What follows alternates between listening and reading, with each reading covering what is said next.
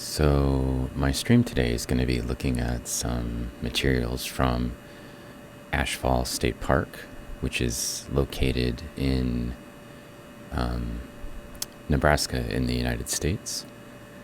And these are some materials that we started looking at a little bit last time in the last stream that we did, but it was right at the end. So I really didn't have a very good chance to look through the materials as much as I wanted, and so I thought we would start there. And if I decide that I'm tired of looking at these, maybe we'll switch over to looking at some of the material from Guatemala again. There's probably a few images I need to collect from there still. So I'm kind of working a little bit on these. I don't think we'll reach the point where I'll get everything I want from them. I think they'll probably will need to make some more samples in order for that to happen. But at least for now, we'll get some of the images that we want. And it's nice to be able to sort of combine my actual work with the streaming. Is there things that I don't mind sharing? I don't think that the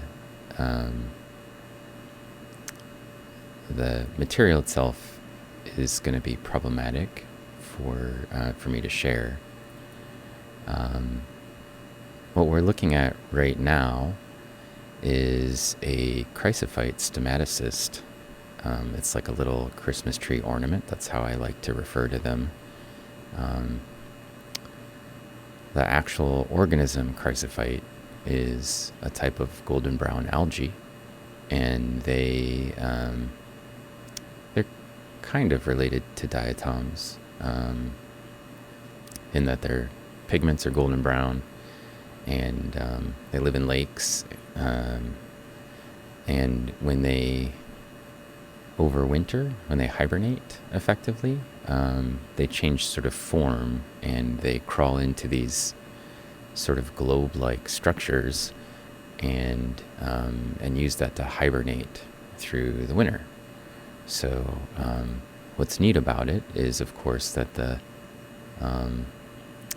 material preserves.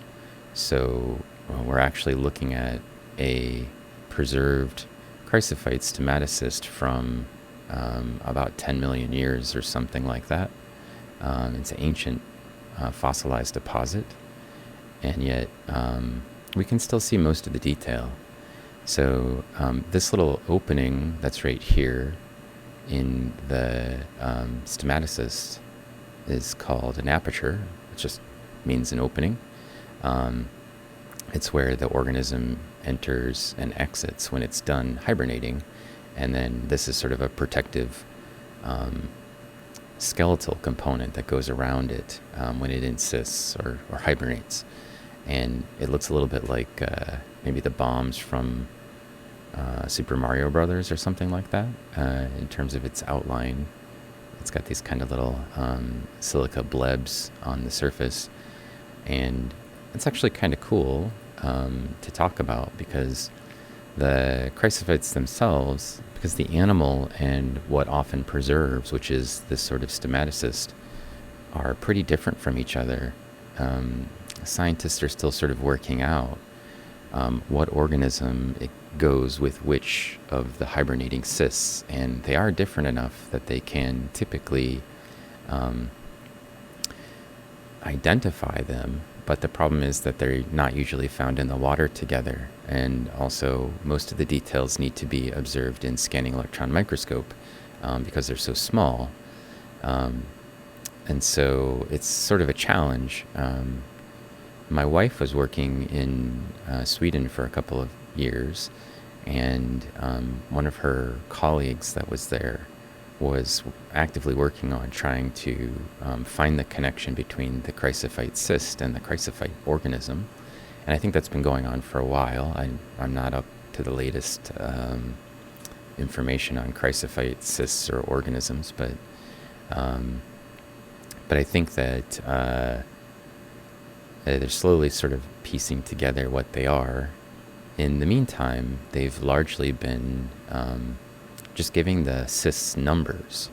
So I have a whole atlas of chrysophyte cysts, and basically they just are numbered like 1 through 300, and because they don't know which organism it is, and they don't want to give a name to the cyst. They don't want to give an organism name to the cyst and then have a separate name for the actual animal, just for clarity. So they're being cautiously, basically just giving them numbers up until now. So Kalathon, hello, and Ribozoid, hello. Hope everybody's doing okay. Got off to a bit of an early start today, so also I think I'll be on my own, so I just went ahead and started, and I really just wanted to kind of get in and start doing some of the research. So I didn't see any reason why I shouldn't just start. Hopefully everybody out there is doing well. It started snowing here last night for a little bit, and then this morning when I woke up it was snowing. And if you know anything about me, I do a lot of macro photography, and so I was a little torn about whether I wanted to come in and work or stay home and take pictures of snowflakes. It's supposed to keep snowing until I think maybe 5 or something. I'm hoping that's the case. And then I can kind of get the best of both worlds and get a little bit of macro photography done this afternoon. So our image is just slowly building itself as it usually does on our scanning electron microscope. And the last time when I was using the SEM, I had set the accelerating voltage a little bit lower because we were looking at lizard scales and claws and that sort of thing, and we didn't need to have super high accelerating voltages, and I just left it there by accident last time we streamed, so the images will look a little bit different this time. I raised the accelerating voltage back up to 30. Sometimes when you're looking at really small stuff, it helps to have the accelerating voltage a little bit higher. It sort of helps to increase the power of the instrument and allow you to get a little bit closer. So it's only particularly helpful when you're looking at things that are really small, which is why I didn't have it on for the lizard materials, because those are super large relative to what we're looking at today. And actually in most cases, what we're looking at normally in the scanning electron microscope on the stream, except for when we're looking at diatoms. So there should be a bunch of diatom material in these samples. I have, I think, 3 different sites from Ashfall State Park that we'll be looking at. Hey, Dirty Smith, how are you doing? And also, Table Sick Maniac, hello. And I don't want a gift sub. Hi. I hope you're doing well today. I'm going to be in charge of doing all my own shout-outs this morning, so, and this afternoon too. So, and also I'll be taking pictures on the scanning electron microscope and kind of bouncing back and forth. So be patient. I will try to get to all the comments in chat, but it may take me a while if I'm busy kind of trying to deal with the scanning electron microscope and also trying to get to everything else. Chrysophyte cyst. And it's particularly hard when I'm trying to use the scanning electron microscope to get back to the channel.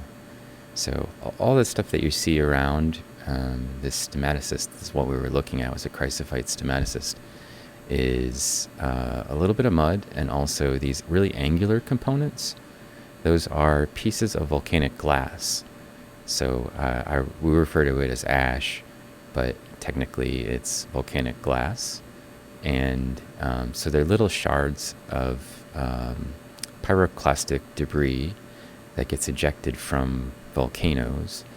And most of the material that we're looking at in this sample is well preserved, in part because it was encapsulated in volcanic ash. So the diatoms that are here, under normal circumstances, after 10 million years, which is, I think, roughly how old these samples are, if they're exposed to a bunch of elements and groundwater that's flowing through, the fossils have a pretty good chance of being degraded. And so a lot of times they won't be preserved. But the ash itself, because of its composition having a high concentration of silica, then actually will act to preserve the diatoms in the surrounding material. And we'll get, as a result, some really nicely preserved, very fine structures from some of these very tiny diatoms. So this is sort of a nice, for what we wanted to do, this, which is look at the diatoms and other microfossils. That's actually a really nice benefit of looking at the ash material. Ashfall State Park is particularly famous for skeletons of rhinoceros. So Miocene rhinoceros that had gathered around a watering hole and died there in mass as a result of trying to escape from, we think, the volcanic eruption itself. So the eruption was going on for a while, and they think that animals basically fled to the site in order to try to basically find some sort of shelter, or everything gets kind of covered in the volcanic downpour of ash, and it's not hot, or some of it might be hot by the time it gets to them. It's probably pretty cold, but they found that a lot of the rhinoceroses had bone damage as a result of breathing in the silica into their lungs and then having it get deposited in their bones as foreign particles. So they know that the volcanic eruption was basically going on roughly the same time as the organisms were alive. So that they know that it wasn't something that had happened prior. And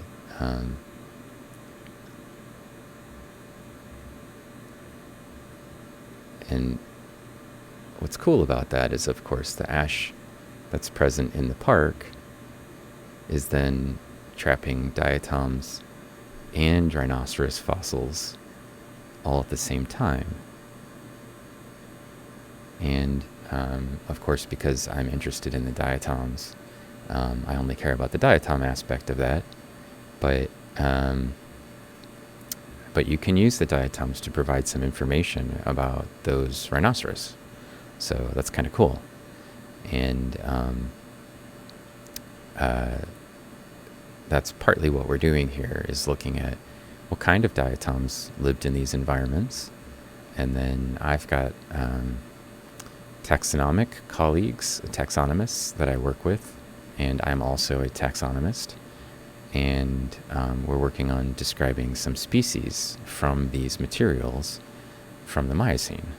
Largely what my interest is I've described some other material from the Miocene last year, and I'm trying to see if any of the organisms that we described in that genus are also present in these samples.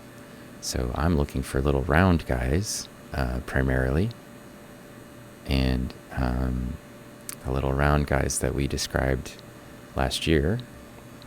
I haven't found any of the same genus yet, or even the same species. Neither of those things in these samples. And to be honest, I haven't actually found anything that's super closely related to them. So, but I think that The guy who sent me the materials, which was my former student, Joe Mohan, actually has some light microscope images of them in these samples. So it's a little bit of just, I need to kind of poke around in the samples a bit and see if I can find stuff. But it requires a bunch of patience and a lot of scanning through the material and trying to figure out, what's here hidden in among all the other things.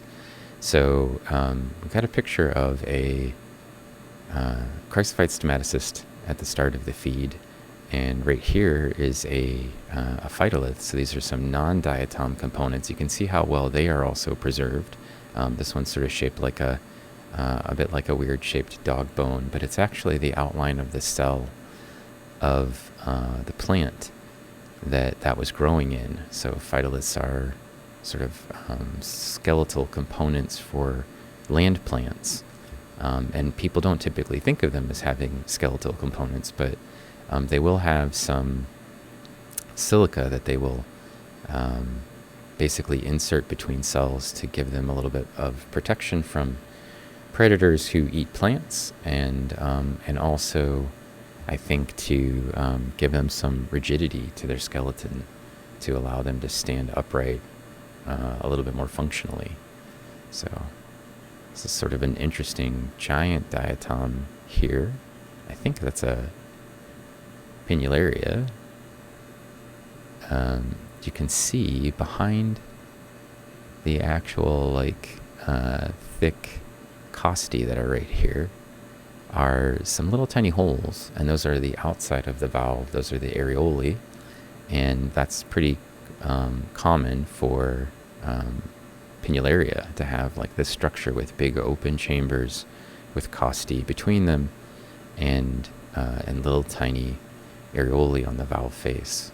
So my assessment is that is likely to be a Pinularia diatom.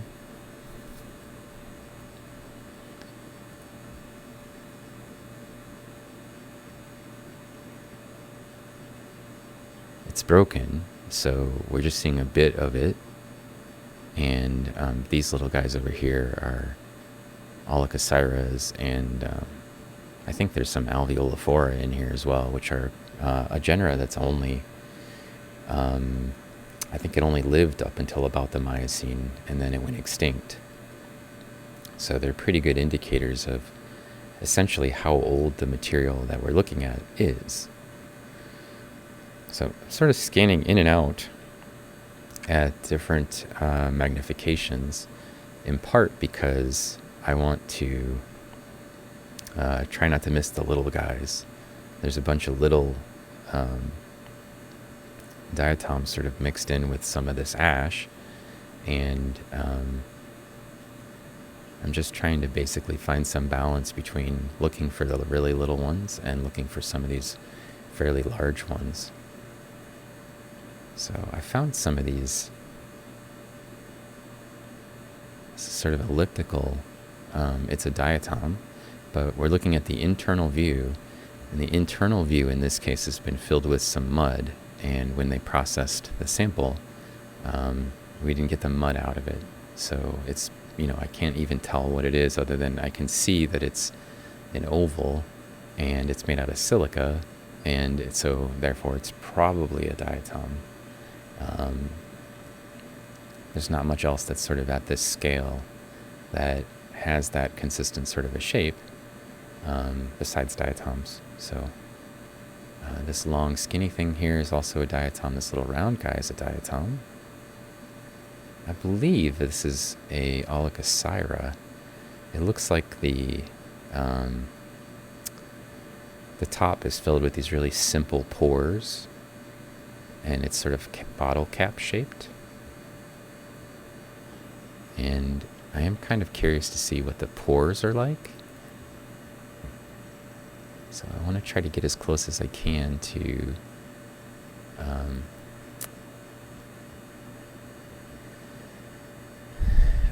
focal height that will let me sort of see what's going on in there. It's not, it looks like they're a little dissolved, but maybe one of these is basically preserved well enough that we can kind of zoom in and see what are the coverings that go over the areolae. So that's kind of what I'm aiming to do here. You'll see me sort of playing with the focus, and I'm really just trying to get it at the point where I have the maximum contrast. And then I'm going to switch over and play with the stigmation a little bit and try to see if I can fix that. The quality of the image is just a little below what I need.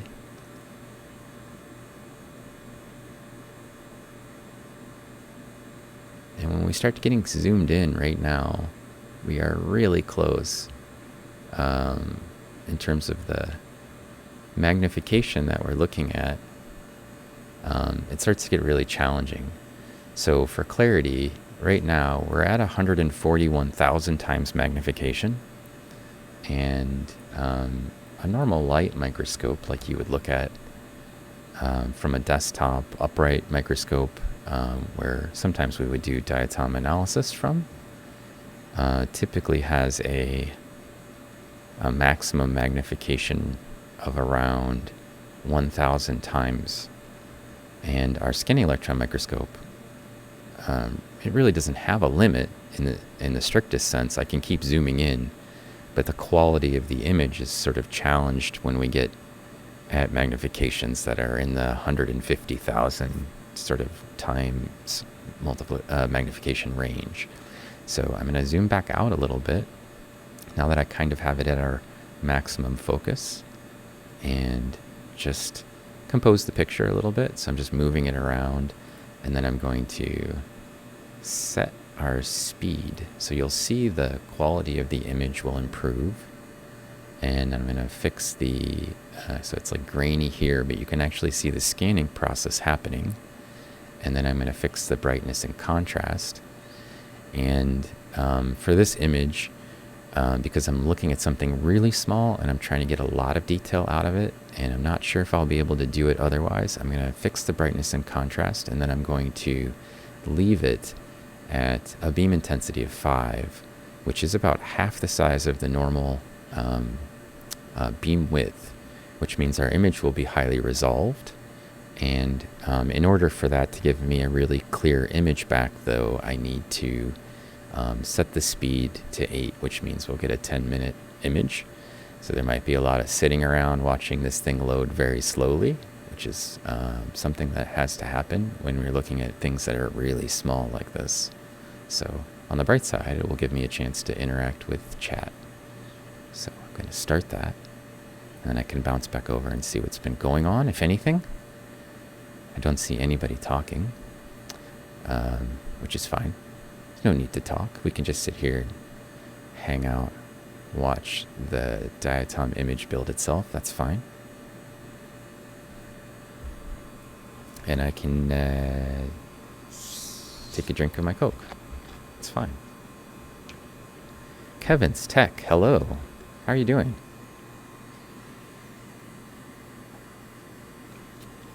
It's nighttime where you are, huh? It's just past noon here, for clarity. And I can give a shout out to Kevin's Tech. Kevin's. I'm going to get it right. Kevin's Tech. Here we go. Thefty Plays. I popped in to see what this was about. Really neat. I'm glad you like it. It's 9:40 where you are. It's 12:40 where we are in the afternoon. So you're somewhere over there on the other side of the world, the other side of the Atlantic at least. Hopefully everybody's doing well. What this is about is a scanning electron microscope, and scanning electron microscopes use electrons rather than light to see. And this is my lab, and that's my scanning electron microscope over there, and it's hooked up to a computer over here, and I stream from it about twice a week.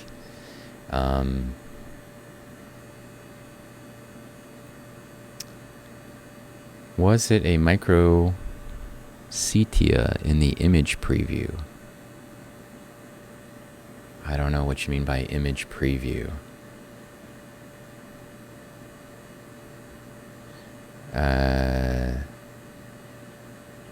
There's all kinds of things that will sort of pop up in the little slideshow going on below me. And those are, yeah, setae are, it could be. There are some, lots of things that we've looked at in here, including some Chaetoceros that have setae, if that's what you mean. Yeah, the slideshow. Yeah, so I don't actually get to see the slideshow overlay unless I'm on this screen where I can kind of interact with chat. So it's very likely that there were some Chaetoceros setae. We've looked at some Corythron which have setae, and so lots of diatoms with marine diatoms with setae that we do image, and so they might be in that set. It's hard for me to say what it was.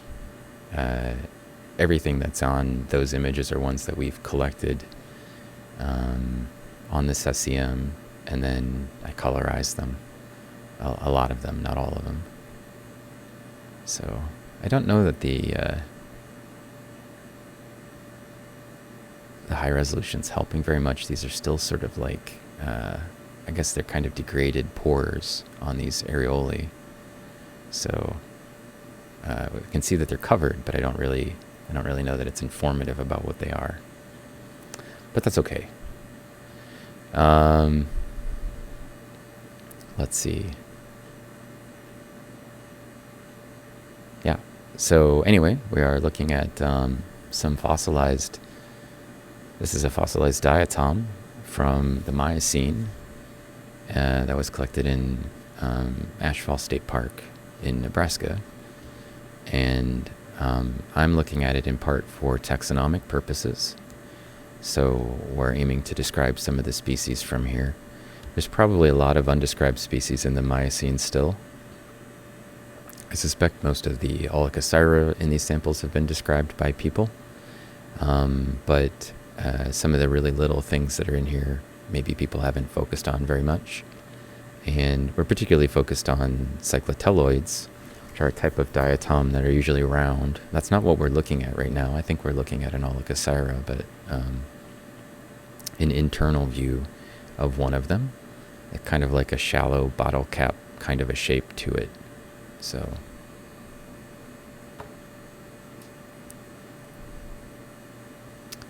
the image is slowly building, and that's because I have it on a very high resolution setting with respect to the detail that it's going to give me on the sample.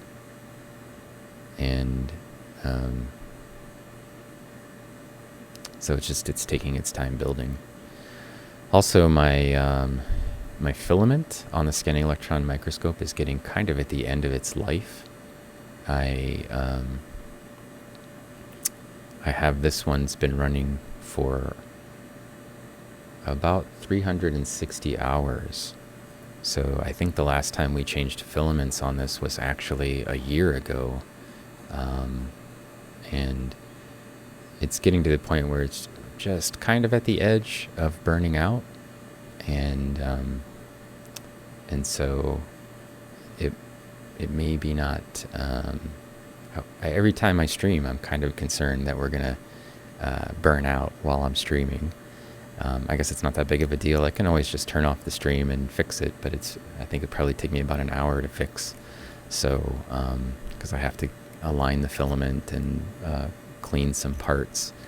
So, and I don't know that it would make for a very interesting stream to have me clean the SEM in front of people.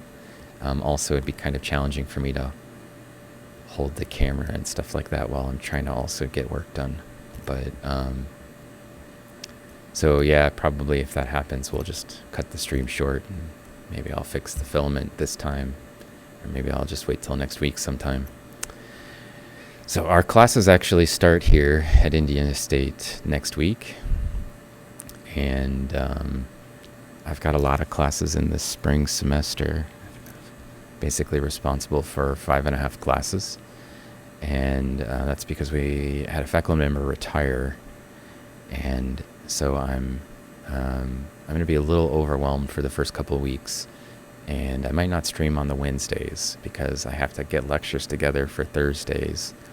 And so I suspect if I stream next week, it will only be on Saturday from the SEM. It's possible that I could do a light microscope stream.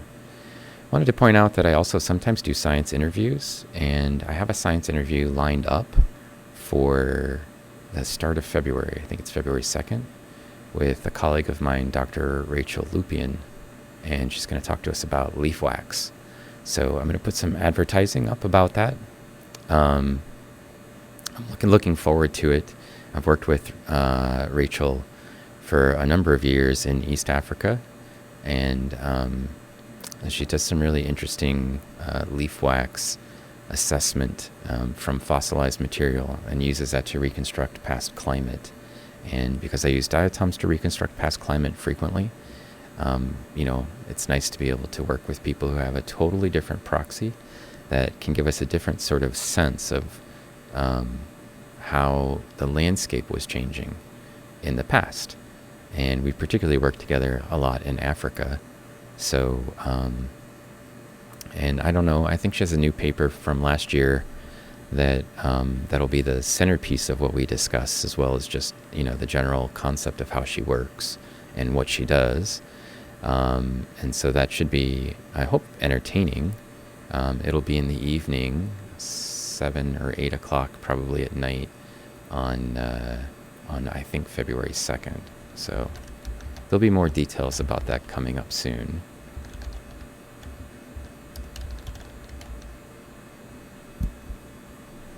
And I'm going to speed things up and increase my beam intensity back to 10. And then we're going to do a little bit more searching around in our sample. In any case, the object of my science interviews is partly to have a conversation with other scientists, but also trying to make the science a little bit more accessible to people who may not be scientists, and so Twitch is actually a really great avenue for that. And so that's part of my plan. Is when we have Rachel on. We've done this before for a few other scientists, and I'm thinking I might do it a little more frequently going forward. Having interviews with scientists is kind of fun for me because I'm a scientist, and in part they're colleagues of mine oftentimes that I can just sort of chat with, and also I think it's important for us to be able to try to talk and let people see what, a typical scientist does and what they're like. So I kind of like this as a venue for that. And I think as a scientist, I would prefer to be interviewed by a scientist, or at least somebody who has a really strong science background. They don't necessarily have to have a degree or anything, but as somebody who's really interested in the science can ask different kinds of questions than somebody who just is, like if their only job is basically as an interviewer, they tend to ask questions that they think, oh, people will like this, or people could easily understand this. And I've had a number of interviews. I've been interviewed by NPR, for example, and I did a whole long interview with the person, like a 45-minute interview, and then the part that they include in the actual interview that's presented to people is typically like a little soundbite from when we weren't even being interviewed and I said something and they thought it was funny or cute. And I'm like, okay, but what about all the science I was talking about? So I'm usually disappointed by those kinds of interviews. I had a nice interview with A Tiny World from her podcast. She's a fellow streamer and also has a really solid interest in science. And I thought that one actually was really nice. She just sort of let me talk, and she was able to ask a lot of really great questions. It was only an hour long, which sounds like I was rambling on forever, but actually there was a bunch of things we didn't even get to that we wanted to talk about. So one nice thing about this is we can just let our interview go as long as we like. It's a scientist asking questions, and I can kind of let the audience ask questions as well. So those things actually make it really nice, I think, for both making it accessible to people, but also, letting the scientist really kind of explain a lot of what they do in more clear, sort of cogent language. I think is useful. So I'm gonna pop back over here, see what it said. I don't want gift subs. Sorry, I'm a little slow coming back. Filament is what the scanning electron microscope uses to generate electrons. So there's a tungsten filament, just like a light bulb, basically, except for it's creating a cloud of electrons. And just like a light bulb, it eventually will burn out. And so they need to be replaced. It's basically one of the expenses associated with the scanning electron microscope is the filament. And so you can get a pretty decent, if you keep your machine clean and running well, you can get a pretty decent long life out of a filament. We've managed to typically get something like 300 or 350 hours out of most of the filaments that we've used. I think we've had some of them that we've just changed after about 200 hours because the maintenance guy was in town and he just wanted to get it, take the machine apart, and when you're taking it apart, you might as well replace the filament. But more generally, I think when we let it run for as long as it can run, we usually get 350 or so hours, and we're past that point. We're in the 360 now, and I don't know, like I said, I think it's starting to get a little bit dicey as to whether it will continue for much longer. So these little Cheerio-shaped things that you're seeing right here are actually Oligosyra or alveolophora in valve view. We're looking at the ring least. They're all over the place, but they're not what I'm interested in, so I'm just kind of skipping them. And all the other stuff that you're seeing, as I mentioned earlier in the stream, is actually particles of ash or volcanic glass, if you like. Scientists would refer to it as tephra, typically.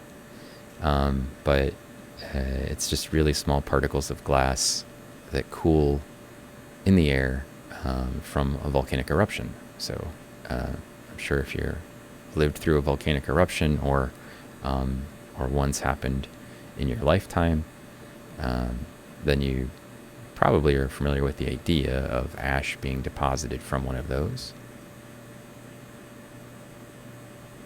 And these are just basically an accumulation on the land surface that occurred at Ashfall State Park.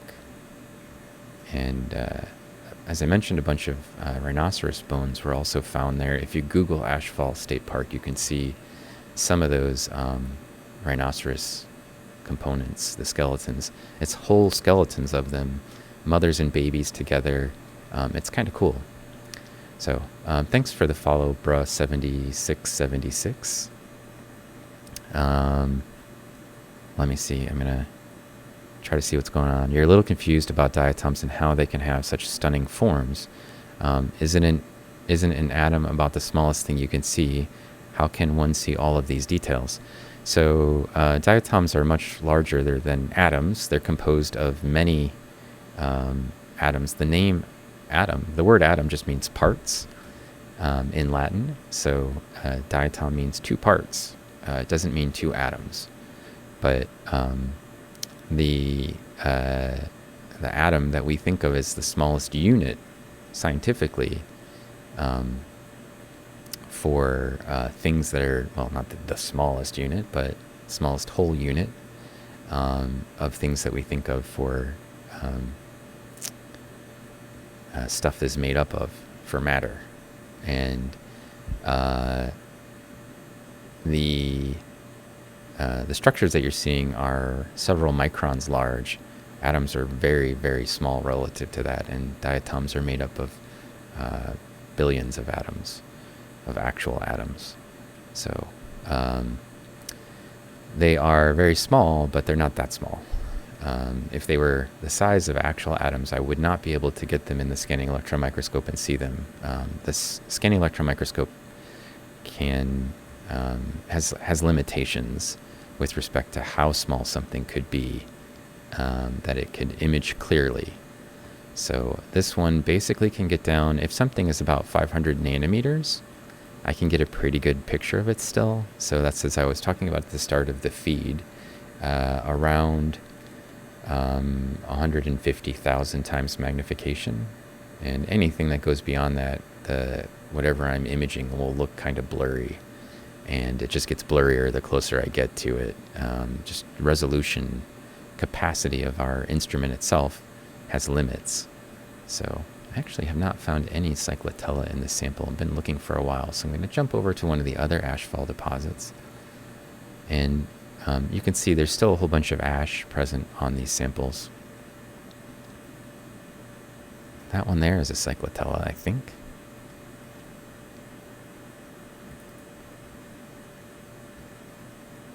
Yeah. It's a little wonky and overly bright.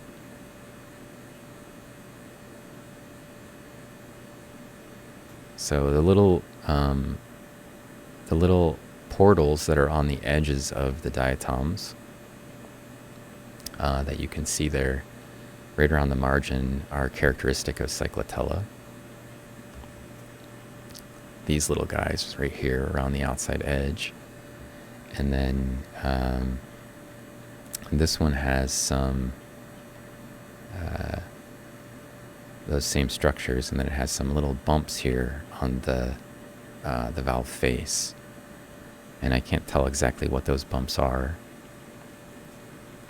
Sometimes there are processes in the central area of diatoms, but I don't think that's what those are. So let me try to get one that's not quite so beat up. Well, there's an external view of one. So you can see it's got kind of weird little rounded spines on it. Also, these were processed in something called sodium polytungstonate, which is a heavy liquid. And so there's a little bit of that SPT that's, it looks like it's crystallized on the outside of the diatom valve itself, which is not great. For our imaging, it also makes the diatoms look a little muddy on the surface. So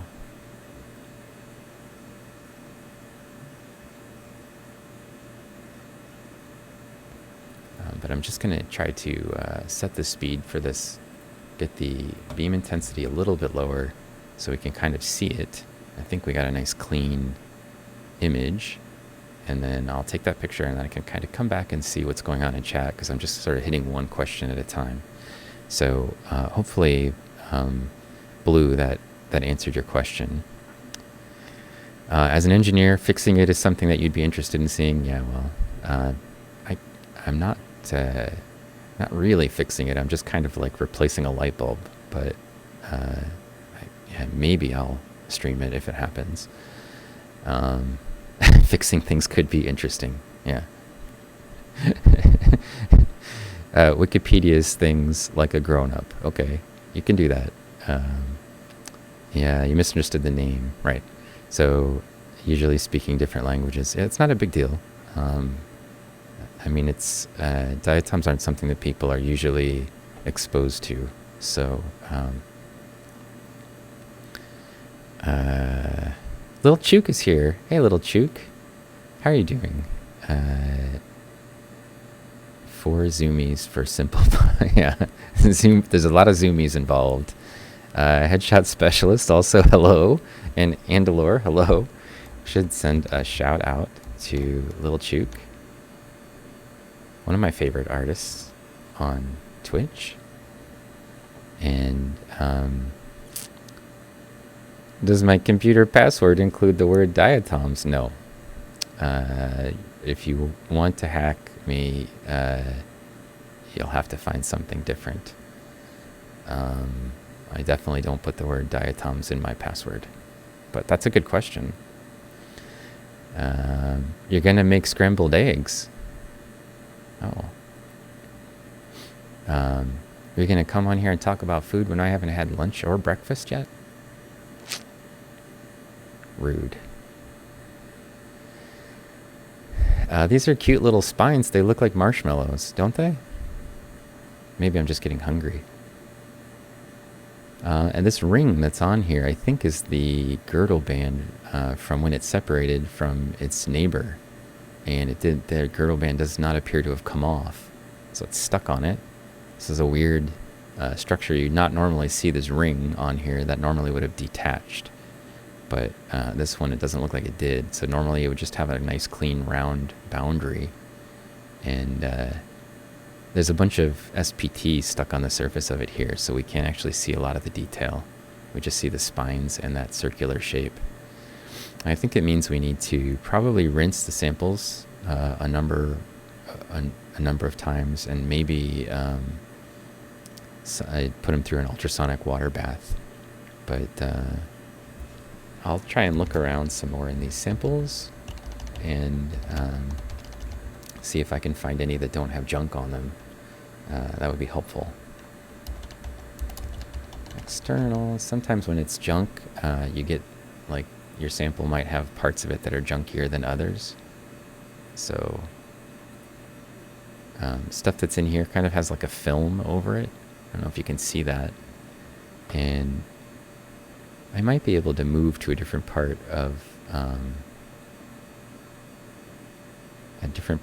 the sample, like over here, and maybe there won't be as much of a film on it because it's the way that the envelope around it when it was drying would have dried, right? So a little package of water that's surrounding it will have some crystalline components to it, and probably, no, this one also is covered with junk. See? Junk on it? Which means we can't see much of the actual detail on the valve face or the internal view that we had right there. I'm not having high hopes for finding any that don't have junk on them, but sometimes you can also get them laying on their side, like a coin kind of would, and in that case we might actually get some where the junk didn't land on it, or maybe there's some slightly bigger ones that don't have junk on them. Still junk on it. So you can't really even see all this stuff that's crystallized right here. It's crystallized or muddy material that's basically filled up the inside of the internal view. And then right here, you can see those little bumps again, a bunch of them in here. And it looks like this cyclotelloid has a transverse undulation. So there's like a deeper part and then a part that's elevated, and it had some bumps on it. So even though I can't see it very well, I can still tell it's a cyclotella. It's just, you can see the outline of all the crystalline stuff on here. So I think we'll need to rinse these a lot more. I don't remember if, I know Mallory made these, but I don't know if she rinsed them before she started, because they were ash. And the expectation is that we wouldn't see a lot of mud in ash, so I probably didn't ask her to rinse them. But they probably would have benefited quite a bit from being rinsed. So I don't think any of these are going to be helpful. you wouldn't see that I should point out, in a light microscope, this crystalline stuff would not create a problem because you wouldn't be able to see it. You'd be seeing through the diatom rather than looking at the surface.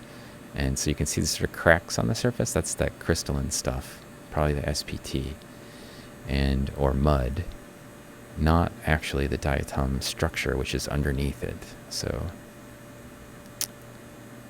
I can get a nice clean image of the crack, and you can see the little spines around the outside margin, the little marshmallow-like spines.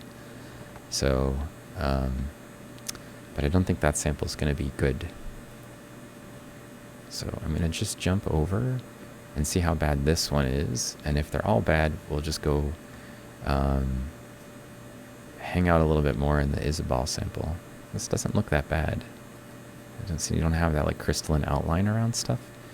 But also, there aren't a lot of diatoms present, at least in the first several fields of view that we're looking at here. Maybe? Nope. So if we find diatoms in this, it might actually look nice and clean. It's just that it might be a bit of a search. And when I was looking through these a little bit last week, or earlier this week, this is sort of what I noticed, is that there wasn't a lot of diatoms present in this sample. I didn't notice the SPT because we didn't look at that sample. But the first sample we looked at has a lot of diatoms and other things, but not the thing that we're looking for, at least not common. Not common enough that I was able to find it easily in the last hour. And this one has the alternate problem, which is not a lot of diatoms, but it looks like they're clean samples.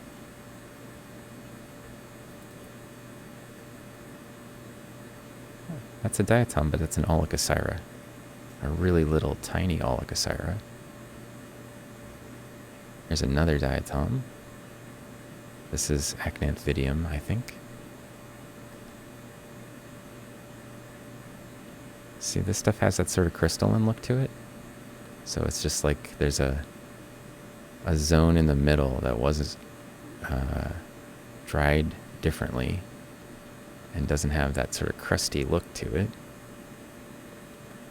And that's sort of the limit of where I want to go. So I'm kind of rotating around, just trying to stay in the cleaner parts of the slide. And my guess is we'll have to remake these stubs. I think we did 2 of each of these. So the other one probably looks just the same. Not sure what that is.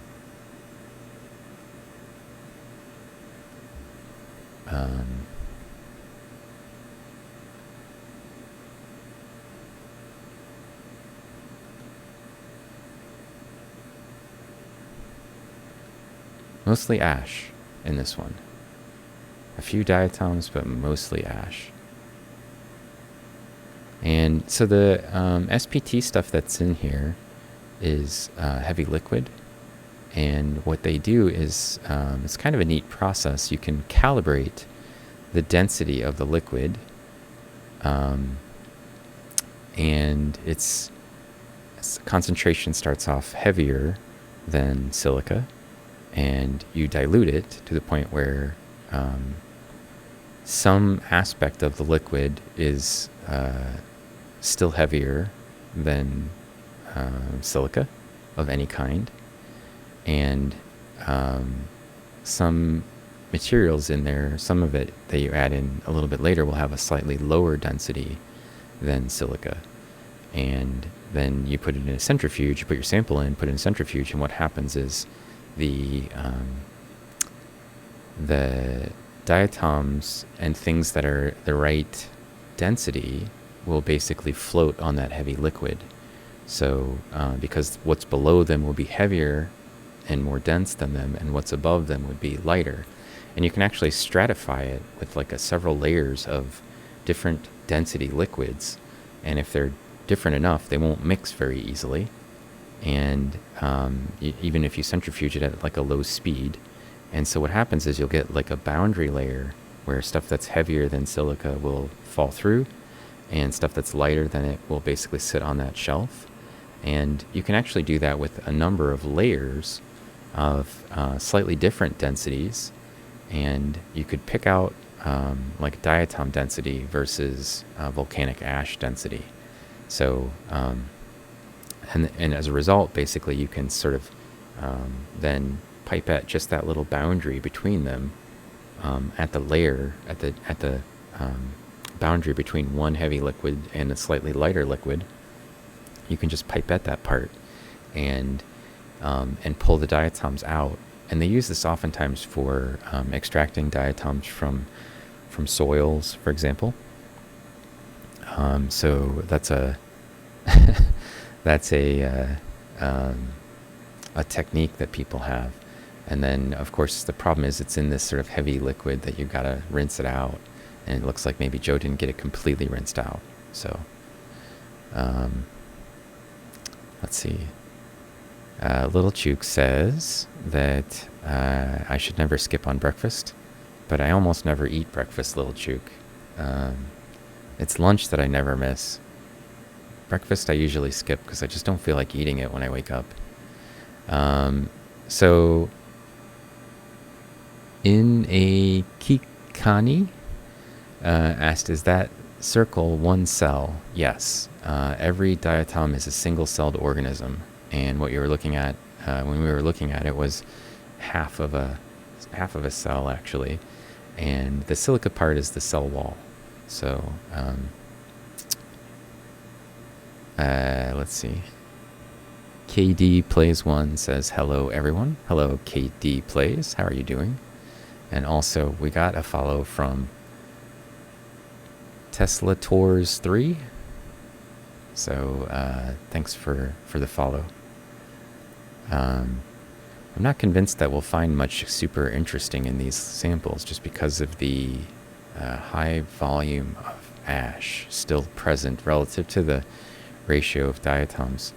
So I'm ready to already kind of give up on these ones and just realize that we'll need to re-prepare some stubs for these using some more aggressive rinsing probably, and switch back over to looking at some of the material from here's a diatom from the bottom of Lake Isabel, which we were looking at again on, I think, on Wednesday. So there was a bunch of really interesting diatoms at the bottom of that core. You can see that like crusty surface. That's not diatom. That's the diatom is this underlying sort of stripes that are here and this shape. So even these things look like they've got a little too much SPT still on them, and they need to be rinsed a little more thoroughly. So it's just crystallizing basically on top of the diatoms in the part where we dry the stub. We dry the material on the stub. So you can sort of see the structure of the diatom here, but it's still sort of hidden under the SPT a little bit. And I don't really care about this acanthidium. It's not something that I was planning on describing. So those are present. That's one. They're little tiny guys. Probably at some point somebody should focus on them if they haven't. But it's not what I was hoping to find in here. So why don't we just jump over to sample number, I think it's sample 1. And I'm also going to zoom in a little bit more, believe it or not.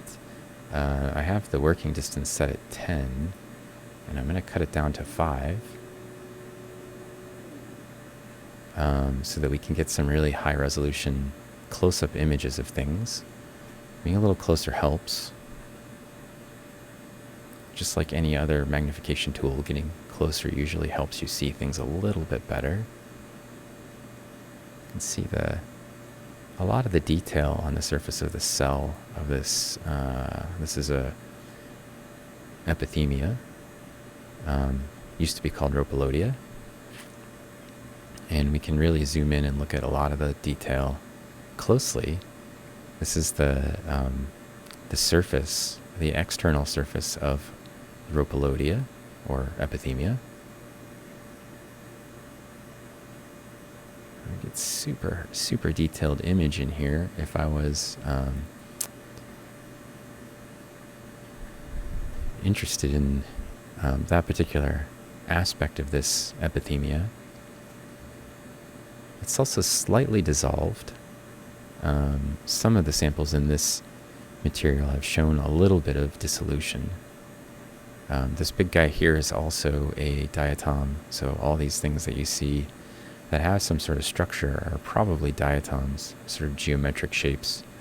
This is another epithemia, a different one. Again, you can see the sort of crazy detail on the surface of these. This is the raphe right here. In epithemia, the raphe comes into the valve from the margin, and then these are the areolae, the surface structures with these little holes that look like C's, basically, the letter C. That's a common pattern for epithemia, and I think that this is a epithemia adnata, maybe, is a species. They typically live in shallow water, associated with plants and like lily pads and that sort of thing. You can see there's a bunch of clay on this sample. Some of the samples we look at are really pristine, and sometimes when we look at them, we've just got a bunch of junk on them because it's microscopic stuff. And even when you rinse it to try to get rid of some of the clays, it's hard to get rid of everything without getting rid of the diatoms. So I'm going to zoom in on this little guy here. See what we have. Oh, it's a girdle view of something. There's a bunch of eunocia in these samples, and I thought it would be good to get at least a few good images of the eunocia. That's one there, there's one there, but those are internal views, and I really wanted to get an external view. There's a denticula or navicula, no, nitzia or denticula. I think it's a denticula, I think. It's this structure on the inside of it. It's not completely clear from the angle that we are at. Scanning electron microscope work is a lot like this. It's a lot of searching around. You find something that looks cool, but it's usually at the wrong angle or slightly covered with junk or whatever it was that you were hoping. It's rarely like perfectly clear and cleanly viewable. So it can be frustrating, and I tend not to get frustrated by it because I just like spending time looking at stuff in the SEM. I think everything kind of looks gorgeous, and so if there's a little bit of clay on things now and then, that's okay. I'll just spend a little bit more time, and maybe I'll find one that's not covered with clay. Here's a nice cockanice. The other day I was watching Frecht Chemist. She was looking at some stuff in her microscope, and one of the things that she saw was cockanice. They just look like little ovals that were attached to the plant stems, but when you look at them in the scanning electron microscope, they take on kind of a different quality.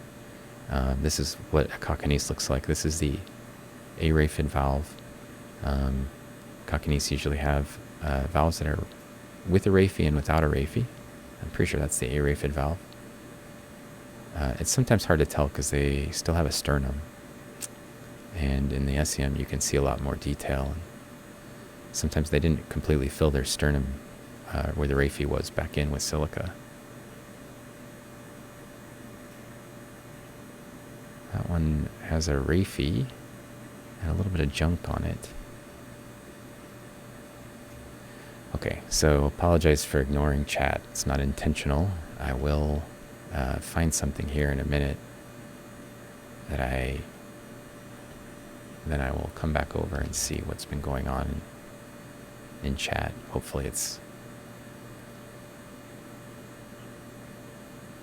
not been some pressing concern, like a bot that wants to make me famous, or somebody spamming questions that I can't answer.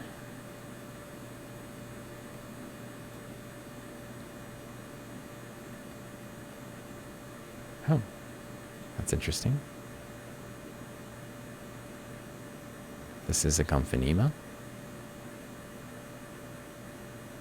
That's an internal view of a Gomphanema. Also, when we were looking at Frecht Chemist's light microscope work she was doing, we saw some Gomphanema. They didn't look quite like this one, but similar.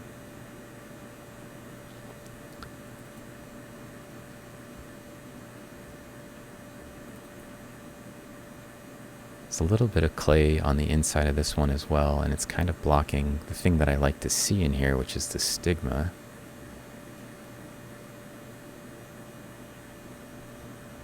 Because it would help me tell what I was looking at for sure. Usually I say Gomphanemoid because they could be one of like 4 different genera that are closely related to Gomphanema.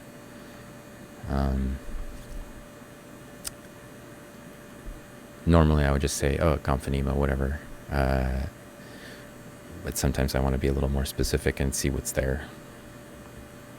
So this is part of a project that I'm working on with Jonathan Oberst-Farner, which is a lake in Guatemala called Lake Isabel.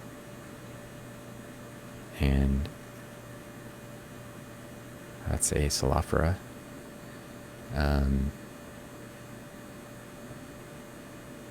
And this sample that we're looking at is a lot younger than the ones we started looking at. This one is only about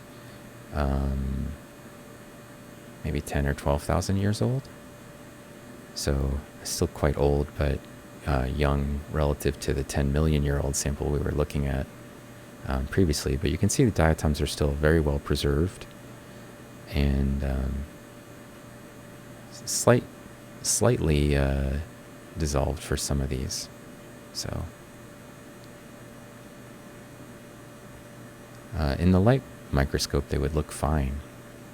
It's only in the scanning electron microscope that you'd even be able to tell that they've got some dissolution on them. There's a nice external view of a eunochoid. That is a eunotia. Eunotia have a really interesting raphe. It's short. That's the whole raphe right there, that line. These are striae, and that is the midline, or the sternum, that you can see right there. And the raphe doesn't actually, it kind of cuts across the sternum, but it starts on the side of the diatom, and it wraps around onto the valve face.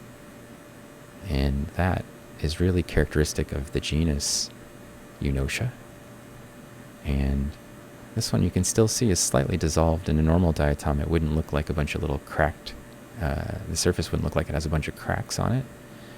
So it's got either a little bit of silica deposited on the surface or dissolution plus a little bit of deposition. And usually when the diatom silica dissolves a little, it kind of becomes gelatinized. And so it has this sort of blobular texture, like these, which again, you'd really only see in the scanning electron microscope. That's not something that you'd observe. If we were looking at it in a light microscope, it would just look like a solid piece of silica. So I am going to get a picture of this. I need to make a couple of adjustments. And then I'll snap that and I can come back and see what chat's been doing.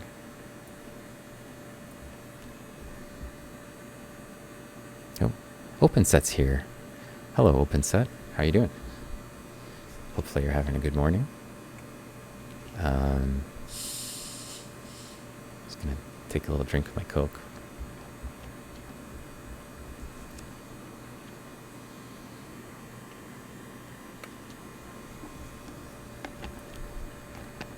How's the semester starting out? Our semester doesn't actually start until next week on Tuesday. And I'm completely overwhelmed at the moment. I know it doesn't look like it, but pretty much every day for the week, I've been just trying to figure out how I'm going to develop the 2 new classes that I'm teaching. And I have 3 old classes that I've taught before that I'm teaching, and 2 new classes, and then I have a class that I'm partially teaching some stuff in. So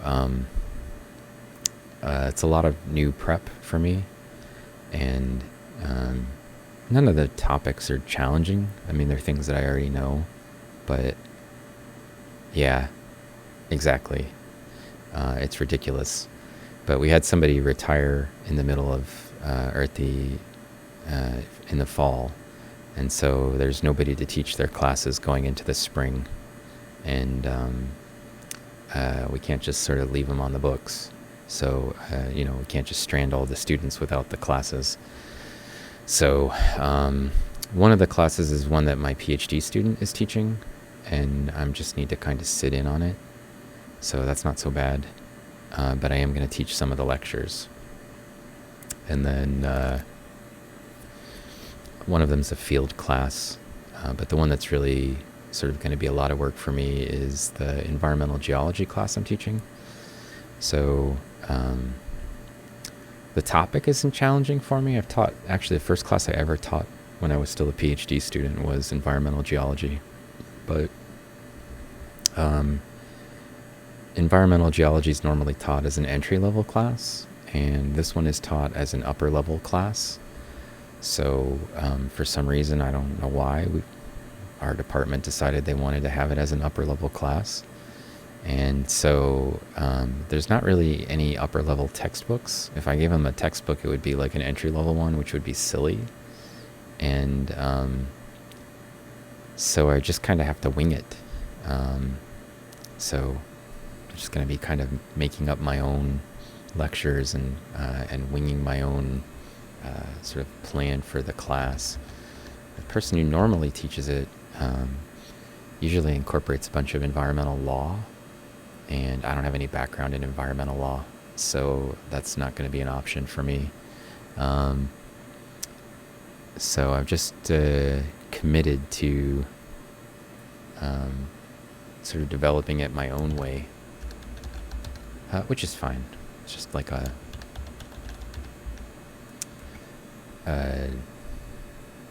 rugged start for the semester.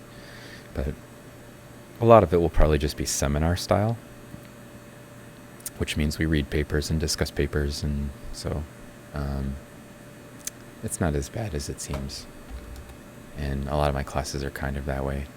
I kind of like having classes where I read papers because I get so wrapped up in what I'm doing, a lot of times I can't keep up with the literature, and having classes where we read papers actually sort of is a double dip.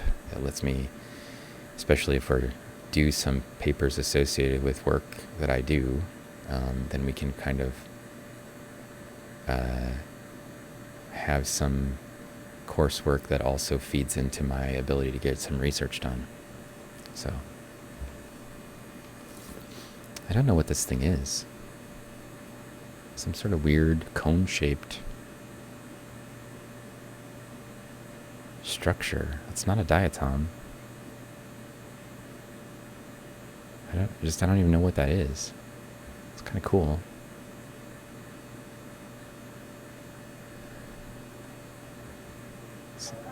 Uh-oh, I know that noise. I'm being raided. I'm being raided by Frecht Chemist. I was just talking about Frecht Chemist. Hey, Frecht Chemist, how you doing? Hang on, I need to send a shout out to OpenSet. And then a shout out to Frecht Chemist. Boom. Like that. I'm super excited to see you here. As I mentioned, I was just talking about, we saw some Gomphanema and some Cockanies, which are diatoms that we saw in your stream last night. And I had them on the SEM a second ago, which means I probably could still find them if I go back and look. So welcome, Raiders. And yeah, she was on her microscope, and she was printing something in the background from her home lab.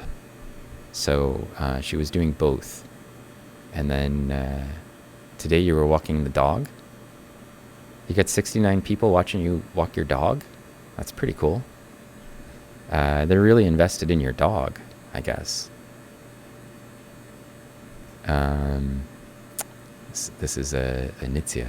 Oh, while you're here, before you go, I don't know if you're planning, like, you got your dog to deal with or whatever. I know sometimes when you raid and then you're done, you just want to be done. And you streamed for like 5 hours last night, but um, I have the micro manipulator. 1 second.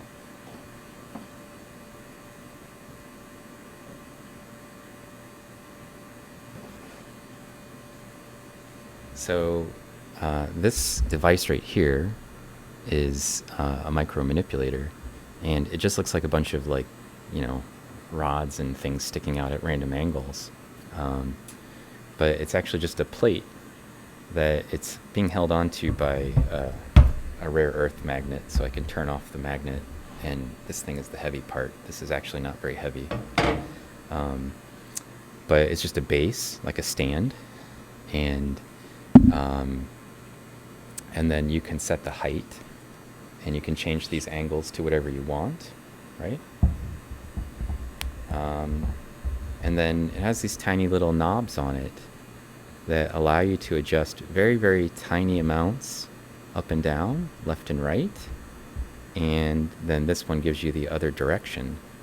And then it has a little tiny sort of joystick on it that is like a micro nudge.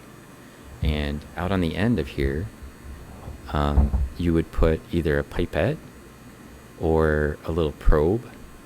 And then you need a special kind of microscope, like a stereoscope, that would allow you to, like, get the sample out, or a sometimes people use an inverted microscope, and then you can use that because you could get to it, right? You could actually get to the sample with the probe tip, and you just turn these little knobs a little bit, and you use this little thing to kind of control. It's like a joystick to kind of control the fine scale movements of it, and it will allow you to, like, pick up a diatom with a pipette, and or pick stuff up with, like, the tip of a probe, and then you can move it around. And those guys, like you were showing on your stream that one time with Klaus Kemp, like, this is how they do it. They also have these that are motorized. So mine's all manual because I didn't have $10,000. I only had like $2,000, and I didn't want to put the, you know, high-end cost into buying something that we would only use infrequently. But the really high-end ones are motorized, and you can just control them with, like, a digital controller, so you can make your own art with it, and then, you know, the base keeps it from falling over. So if it were me doing it, so I wanted the micro manipulators so that I could pick samples up and place them in on a stub if they were very large. And so if I had, like, larger diatoms, I can pick them up and move them. My friend Anna is sending me some she's sending me some, like, giant, like almost millimeter sized gomphonemas that she found that we think are probably a new species. And it would be really useful to have something like that where I could just pick the single one up and put them on stubs, and I can sort of place them the way that I want, so that I can get internal views and external views. So I'm hoping that that works out, and that will be probably the first time that we really use the micro manipulator. I don't have the time to do artwork with designing diatoms, you know, like, move them around that way. But if I were going to, I would just do it in Photoshop.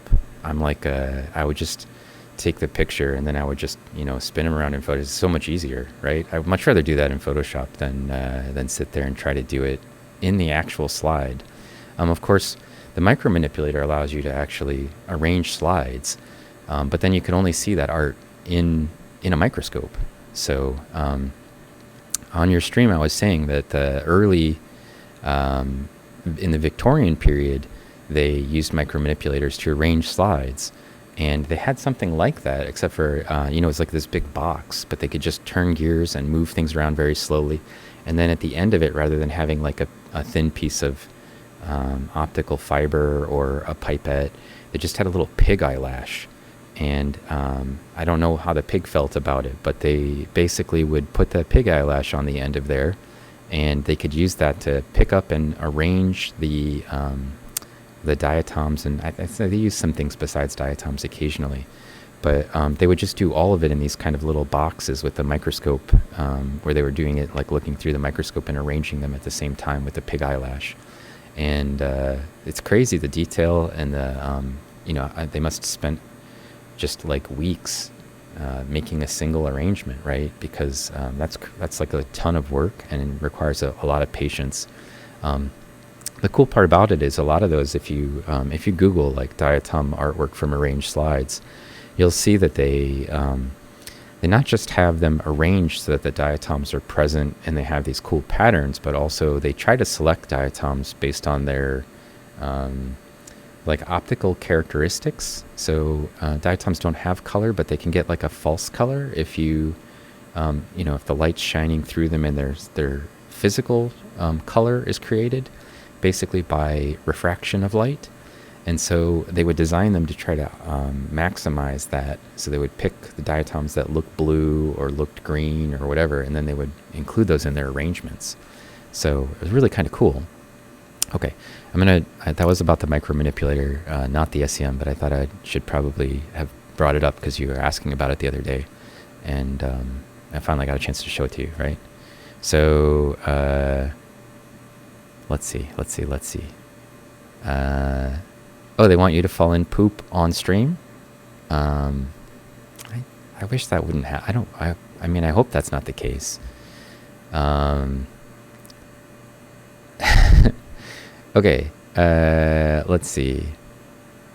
A micrometer magnetic stand, yeah. A micro manipulator, right, yeah. Hello, Tropical Geek. Hopefully you're doing well. This is why I have undergrads. I like to use my undergrads to do research and prepare my slides rather than to do artwork, but maybe they would like it. OpenSet said, I got to play with a motorized one at a friend's lab. It holds a tiny glass needle and injects individual cells. Yeah, the one that we have is actually, they use them for injections sometimes too. Yeah, except for ours is manual. It's kind of cool, right? So, you could sell beautiful slide art. Yeah, I suppose I could. I kind of have a job already though. And I have a lot of responsibilities associated with the job I have. So I don't really have like spare time. Most of my spare time goes like right into the streaming. And here I'm sort of cheating because I stream a lot of the things that I'm actually trying to do for work as well. So let's see. Let's see. Like making Lego movies. Oh, yeah. Oh, that would be really cool. Except for, again, I don't have that kind of time. But, hey, Dell, how you doing? Wait, did it need to send out a shout out to Dell? Let's see. Dell could send out his own shout out, but I'll do it for him if he hasn't. Samples from Ashfall State Park. I'm not at all that far away from there. Oh, cool. So for the sample that I'm looking at is no longer from Ashfall State Park. Everybody wants Sylvia to draw them a picture, but my daughter has recently told me I'm not drawing anymore. So I might have to just give you your points back, or I might draw you a picture. Let's see. Sylvia's at home right now. But I'll ask her if she'll draw a picture, or sometimes I'll just steal a picture and post them either into the Discord, which is here, Discord, or there's a little like about window below that has some of Sylvia's drawings, and I'll just stash it in there. So If you're in the Discord, I can just send it to you. But if you're not, I'll just post it in there. And then I still owe Luke a picture. So every time he comes, he asks me for one. But I can always give you the points back if it turns out my daughter refuses to draw you a picture. So let's see. Yeah. Okay. So Tropical Geek was talking about my Instagram page. So if you haven't been in here before, you want to check out my Instagram page. I take a lot of the images that we collect from here and then colorize them. And if you look at the slideshow that's going on below my head in the stream, there's some colorized versions of them down there. I occasionally will import some of them into the slideshow so that it updates with new images. But there's a lot more on the actual SEM Instagram account. And then recently I've also made a calendar for with some of the diatom images. And for the life of me, I probably couldn't remember what that link is, but I can grab it from my Discord maybe. If you're interested in, I don't know, you got disposable money and you're not all tapped out from sending subs to Frecht Chemist because you want to see pictures of her eating random or drinking random things, or whatever pictures of the coronavirus she has in her microscope, you know, then you could buy yourself a calendar. I only make $2.50 from it, and the $2.50 I then have to pay taxes on, and then I take that money that I make and donate it back to my lab group. So I don't actually pocket any of the money from the calendar, or from anything else that I do associated with the stream, subs and that sort of thing. I'm not here to make money. I have a job, but if you're interested in having a calendar and you want to take a look at them, I'm happy to share those. I have them somewhere. I think I would just have the link handy and then would have typed it in somewhere, but I didn't. Also have a Redbubble site where I sell stuff, drawings and whatever else. That one I do have in here. You just do that and you can look at those.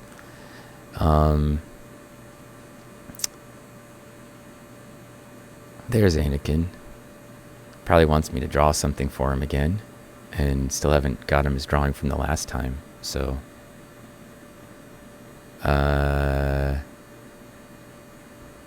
I don't know where my calendar link is. I have a couple of calendars I made. It's in the Twitter. If you go to the Twitter account and take a look.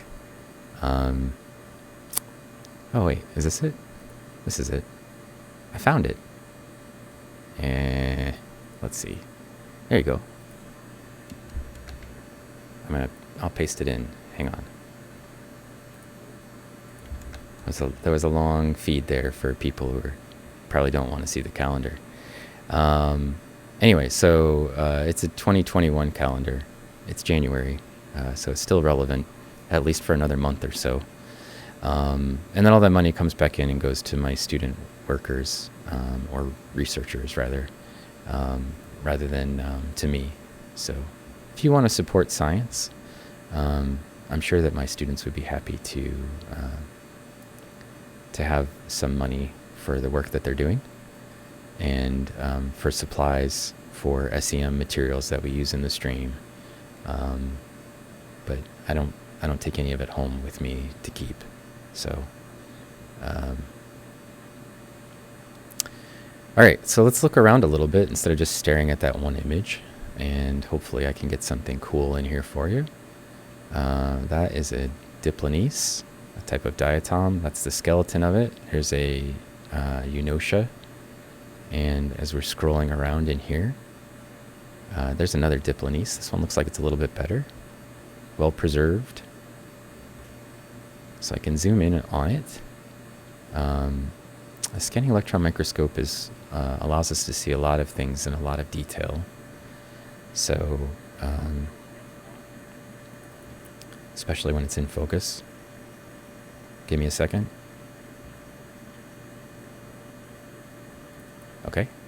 So this is a diatom known as Diplanese. This is an internal view of Diplanese. And if you're wondering, how do I know that it's Diplanese? Well, for starts, I've been studying diatoms for about 20 years now. So if it's something that I've seen before, I probably know what it is. Although I will lay a caveat, which is that I'm looking at it in a scanning electron microscope, and most of that 20 years of looking at diatoms was looking at them in a light microscope. So sometimes there'll be things on here that will kind of stump me because I don't know what it looks like in a scanning electron microscope as well as I did in a light microscope. But Diplanese I've seen quite a bit, and so I know for sure that that it's a Diplanese, and its characteristics that define it are, see this heavy middle area here? This is called the sternum, and it's got a very thick sternum, very wide sternum, and then it's got this sort of canal-shaped middle area where the raphe is. Raphe are these little slits that run through the valve face on the inside. And that structure by itself should be enough to get you into Diplanese, but Diplanese then also have these very broad costae that go between sets of striae. And if we zoom in on the actual striae, what we'll see is that they're these sort of complex, we can see them. These would be visible on the outside of the diatom. We're basically looking through these little portals into what the outside of the diatom would look like. So, and I need to change my beam intensity a little bit so I can get the detail that I would like. But you can see this sort of structure in here, these little holes. So for each one of the striae or one of these rows or stripes, there are 2 sets of areolae, and doubly punctate is what we would usually refer to that as in the light microscope, is a common characteristic for Diplanese. So just as a genus, I could get it into the genus very easily. It's very common diatom, especially in the marine realm, and a little less common in freshwater systems, but there's, maybe 30 or 40 species in freshwater realm and that are well described. And this may or may not be a described species. I don't know Diplanese well enough to look at it in the SEM and go, oh, this is definitely this species. But in the light microscope, I probably could tell you what it is. It's just in the SEM is a little bit challenging sometimes because the structures look a little different. So I'm going to go ahead and take a picture. A lot of what I do in here is finding diatoms, taking pictures of them, but we also look at other things. So if you're new to the channel, we look at a wide range of things in the scanning electron microscope, some of them just for science outreach, but this is actually for a project that I'm working on with another scientist. So sometimes when it's diatom stuff, you sometimes get the science side, and when it's when we're looking at like tardigrades or lichen or hair or lizard parts or anything else we can fit in there, insects. We've done a lot of SEM streams. Those are just basically science outreach stuff and kind of looking at cool things. So if you stick around, you'll get some of a lot of those, but I'm a diatomist. I mostly focus on diatoms, and so when it comes to these organisms, I can usually speak a lot more cogently about what they are, what they mean, and why I want to look at them. So diatoms are a type of algae. They are microscopic, and they generate about 30 to 40% of the oxygen that you breathe. So generally speaking, they're critical components of our ecosystem. Bobber, how you doing? We're checking out some diatoms. These are actually from a lake in Guatemala called Lake Izabal. that I'm doing some research on, and we have a paper. Your machine is having problems. What does that mean? I have a paper that's about to get published, I think, or close to being published in the Journal of Geology from Lake Isabel. And I just wanted to go into the samples and sort of get some SEM images, and maybe I can try to figure out what some of these are to species. Because we're looking at sort of clarifying the record there. So it's just one of many papers. Let's see. How are things going so far? How's the morning going? Dell asked. My morning's okay. I woke up and then moved to the couch and went back to sleep for a little while because I've just been exhausted all week. So fell asleep for a while, and then I woke up and I thought, should I stream, or do I want to just take pictures of snowflakes because it's snowing here? So I went out and checked out the snowflakes, but they've got a little bit of like frosting on them. I don't know if you probably haven't looked closely at snowflakes before, but when they're highly crystalline, they look amazing. And when they get a little bit of deposition of water on the surface of them, they look very granular. And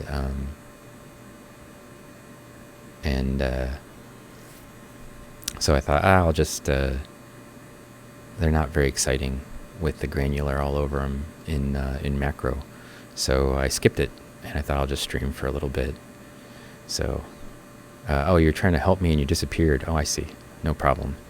I need to take a day off. This is a long weekend. I don't get days off. I don't know if anybody's ever noticed, but I worked right through Christmas break, and I continue to work weekends, weekdays, holidays. I just don't take days off. I've got too much work to get done. I had maybe 2 or 3 days over the entire Christmas break where I didn't work on anything, and I just laid around and stared at a wall for the whole day. Or I played like Minecraft or something, because I couldn't take any more work, and I'm kind of burned out. But I don't generally take days off. Tomorrow, I'm going to, oops. I already had a picture of a Diplonis. Tomorrow, I'm going to drive my wife up to Indianapolis where she's getting surgery. So I don't get any days off there. And simultaneously, I have to prepare my classes. So this is basically the only break I'm really going to get. And I decided to spend it with you guys. Maybe if it's still snowing, I'll do a little bit of photography when I get home, but I have too much work to get done. I have too many classes to prepare for, and so there's almost no chance for me to take any time off. A little bit of time on the SEM, it's kind of relaxing, and I enjoy it, and I can simultaneously stream it, so I do. It's again, it's like I can do 2 things at once, so I just go ahead and do them both. Yeah. So then I have to simultaneously teach all those classes I was talking about, and take care of my family, because my wife is going to be out of it for a little while, and then so I might not stream at all next week. Or I might only stream on Saturday. I guess we'll see when I get a little closer to it. Or I guess it's possible I could stream from the microscope at home. But I probably am going to have some time away from streaming, at least until my wife kind of gets back up on her feet. And she's simultaneously teaching while she's trying to recover from her surgery. So it's not like she's doing anything a little less challenging herself. But not whining about it. Just letting you know. I might not be streaming quite as much from the SEM or the light microscope for at least a week or two until she's sort of recovered. So this is an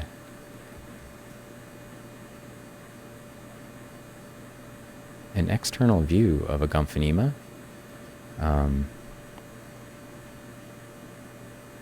It's a little bit of junk on it, but as I was mentioning, I was watching a bit of Fructochemist's stream last night. I know a bunch of you came over from there, and she had some Gumphonema on her stream in little clusters and stalked colonies. And this one's covered with some junk, but you can see the general shape is the same. They're shaped kind of like a bowling pin. They are asymmetrical. Not if you divide them down the middle, like along the axis, but if you tried to go across the axis. So transapically asymmetrical. And apically they're symmetrical. Or axially, I should say.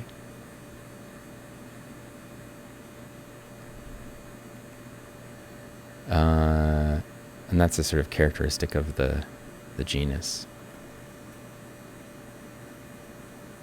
Sorry, I was like, what is that? That's just a piece of junk.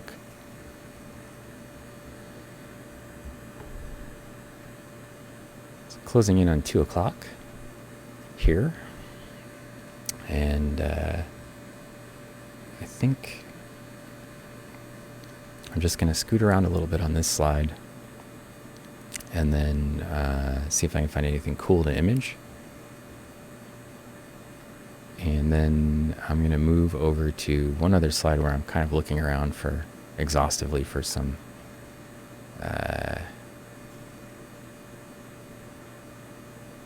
it's Pinularia, where I'm looking for a Thalassiocyra that's not so beat up.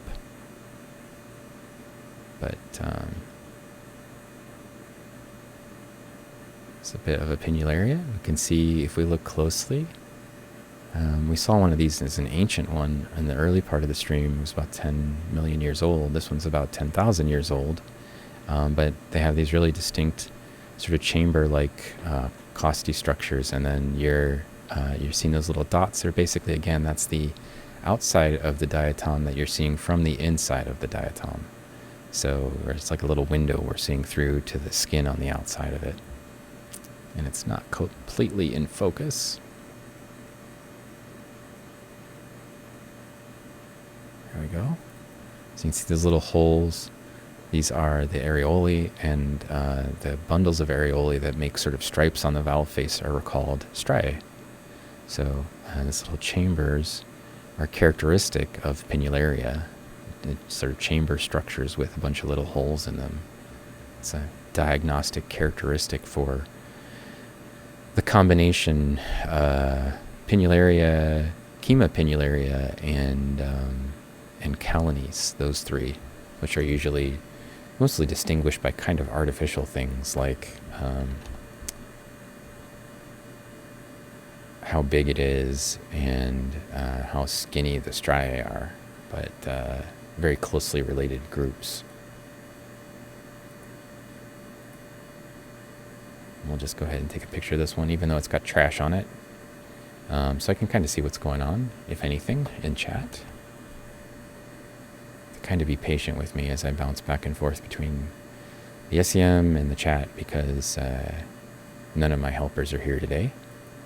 So I usually have Mallory hanging out with me. I think she went home this weekend. Not positive.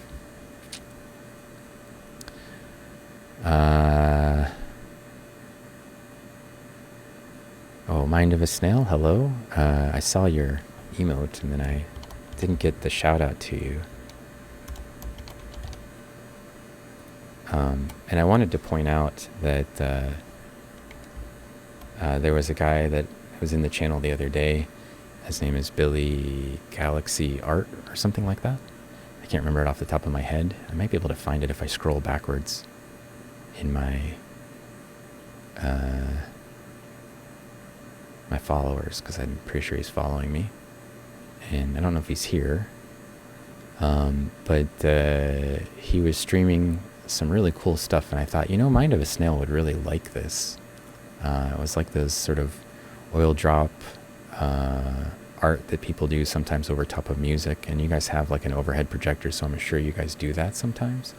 But then he had digitized versions of it and was kind of mixing the digitized things so that you could play with it in the channel. It was very cool. And I thought, P-Chops and Mind of a Snail would probably really like this. So I thought I'd recommend him to you. I don't know. He followed me a while ago, so it's a little outside of my following list right here. It's like Billy Galaxy art.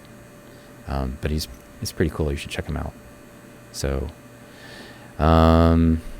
let's see. Do diatoms generate oxygen the same way as plants? Yes. They photosynthesize. Exactly. So M4 hen, that's exactly what they do. You need to schedule them and treat them as work. Yeah, that's basically how I have to function a lot. Walnut Steak says, hey, how are you? Dell says, I have to take a day off eventually. I don't know. If you say so. I don't really have any options right now. So, right.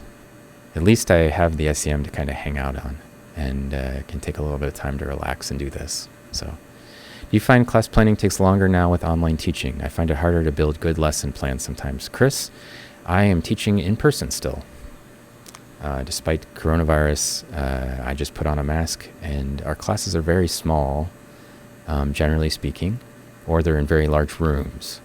So, but what I will say is when I teach, and people need to be online because a lot of people get quarantined or whatever else during the semester, I just turn on a camera and a Zoom and a microphone in the channel. I just bring what you're seeing right here. This little microphone comes with me, and then I just teach synchronously. I actually find trying to do asynchronous and synchronous together at the same time is just preposterously difficult, and would take way more time, exactly as you're suggesting. So I've managed to just decide that I'm just going to do everything synchronously, and if people don't want to be there for the time when they need to be there, then they'll miss a class.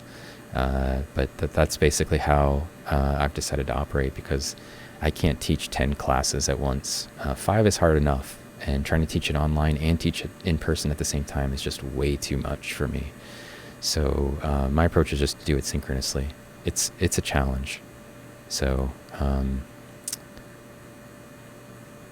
thank you everybody for the comments. I'm sure my wife will be fine. She's had really bad, serious sort of back problems recently, and we're hoping the surgery will actually take care of it. So let's see.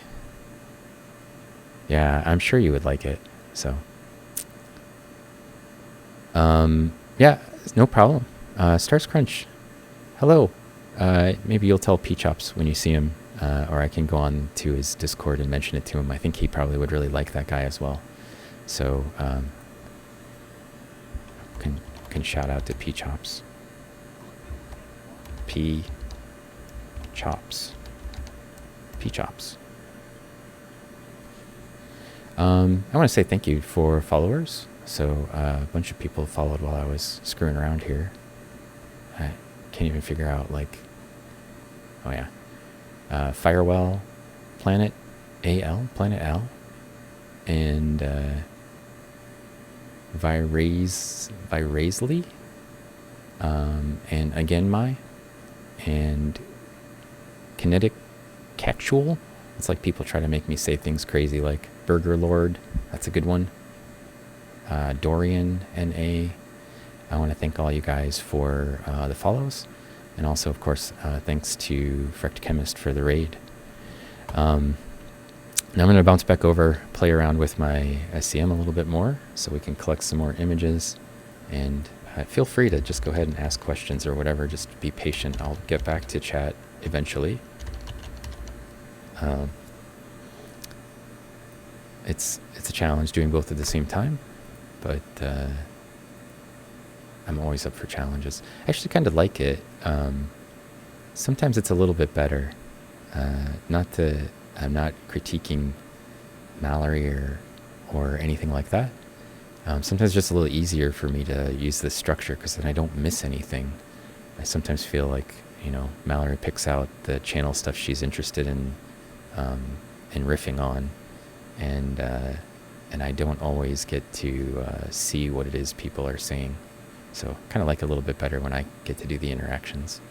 But also I kind of like to have somebody here helping me. So it's, kind of a mix. A little plus, a little minus. Plus I like to be able to do the stream without the masks on. And so I think maybe people prefer not to have me wearing a mask as well, but safety first, right? This is a diatom. It's an internal view of the diatom Eunotia. So Eunotia are usually found in shallow water associated with low pH, so acidic conditions, and particularly specialists in sort of bogs, peaty areas, or dystrophic lake systems, or swamps, that kind of thing. And for the project that we're looking at these diatoms for, they're actually really important at this interval because they tell us that the water was probably at least a little bit acidic. My primary interest in diatoms, and I know I told you that they generate oxygen, almost as probably more or as much as trees on planet Earth. They're incredibly important for freshwater ecosystems. They're what most of the aquatic organisms feed on, just like plants are in the terrestrial realm. Algae, and especially diatoms, are a major food source in aquatic systems, in the marine realm, and also in freshwater systems. So they have really important aspects that they provide in terms of services for humans and like ecological services for other organisms. But they respond very rapidly to environmental change. And many of them have very specific sort of environmental gradients that they live across. And so for me, they're really useful because they can tell me something about past conditions. Oh, my face is itchy right now. So they can be used to reconstruct past water quality, things like pH, salinity, and that sort of thing. And in this record, that's exactly what I'm using them for, using them to reconstruct past environmental conditions. Here we're looking at a sample that's 10,000 years old, and I can tell you that it was shallow water, relatively low pH. There's a bunch of plants associated with the material. Wasn't very deep. If it was deep, we'd see a different assemblage of diatoms. We would see mostly planktonic diatoms. These are mostly benthic diatoms, so they live attached to the bottom or to some substrate.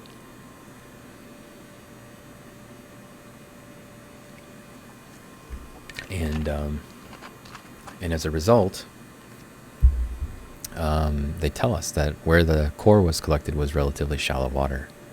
So this is basically my primary mode. Is looking at diatoms, trying to use their skeletal components to tell me something about past environmental conditions. Scotty Fox, hello. Hopefully you're doing well.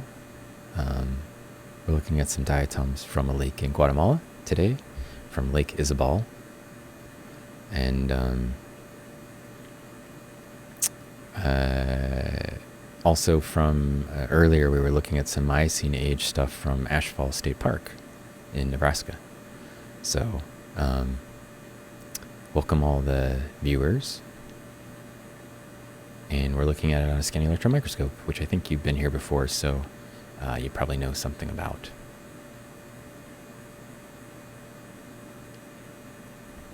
I can hop back over, look at some stuff in SEM again. These scans that we're doing take about 3 minutes at this resolution. If I make the beam intensity a little bit smaller and slow down the beam, our options are 3 minutes and 10 minutes and 1.5 minutes for a slightly faster scan. So if I change the resolution, you can see in the top corner that our resolution for these pictures is 1280 by 1280, I can change that to all kinds of ridiculous settings on this scanning electron microscope.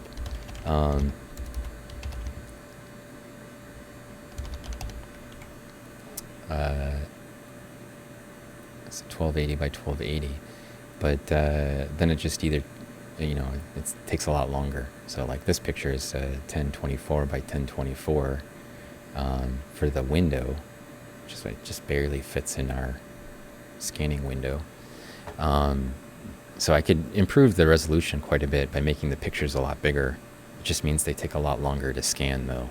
So I don't, if I was making posters or something, that might be useful, but generally I'm not.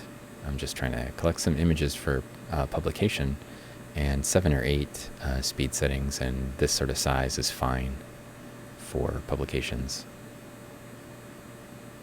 I want to go back to the previous view. I saw Gomphanema. Here it is. So here's another Eunotia, different species, and then here's a Gomphanema. Again, they have this sort of like bowling pin-like shape, really distinct.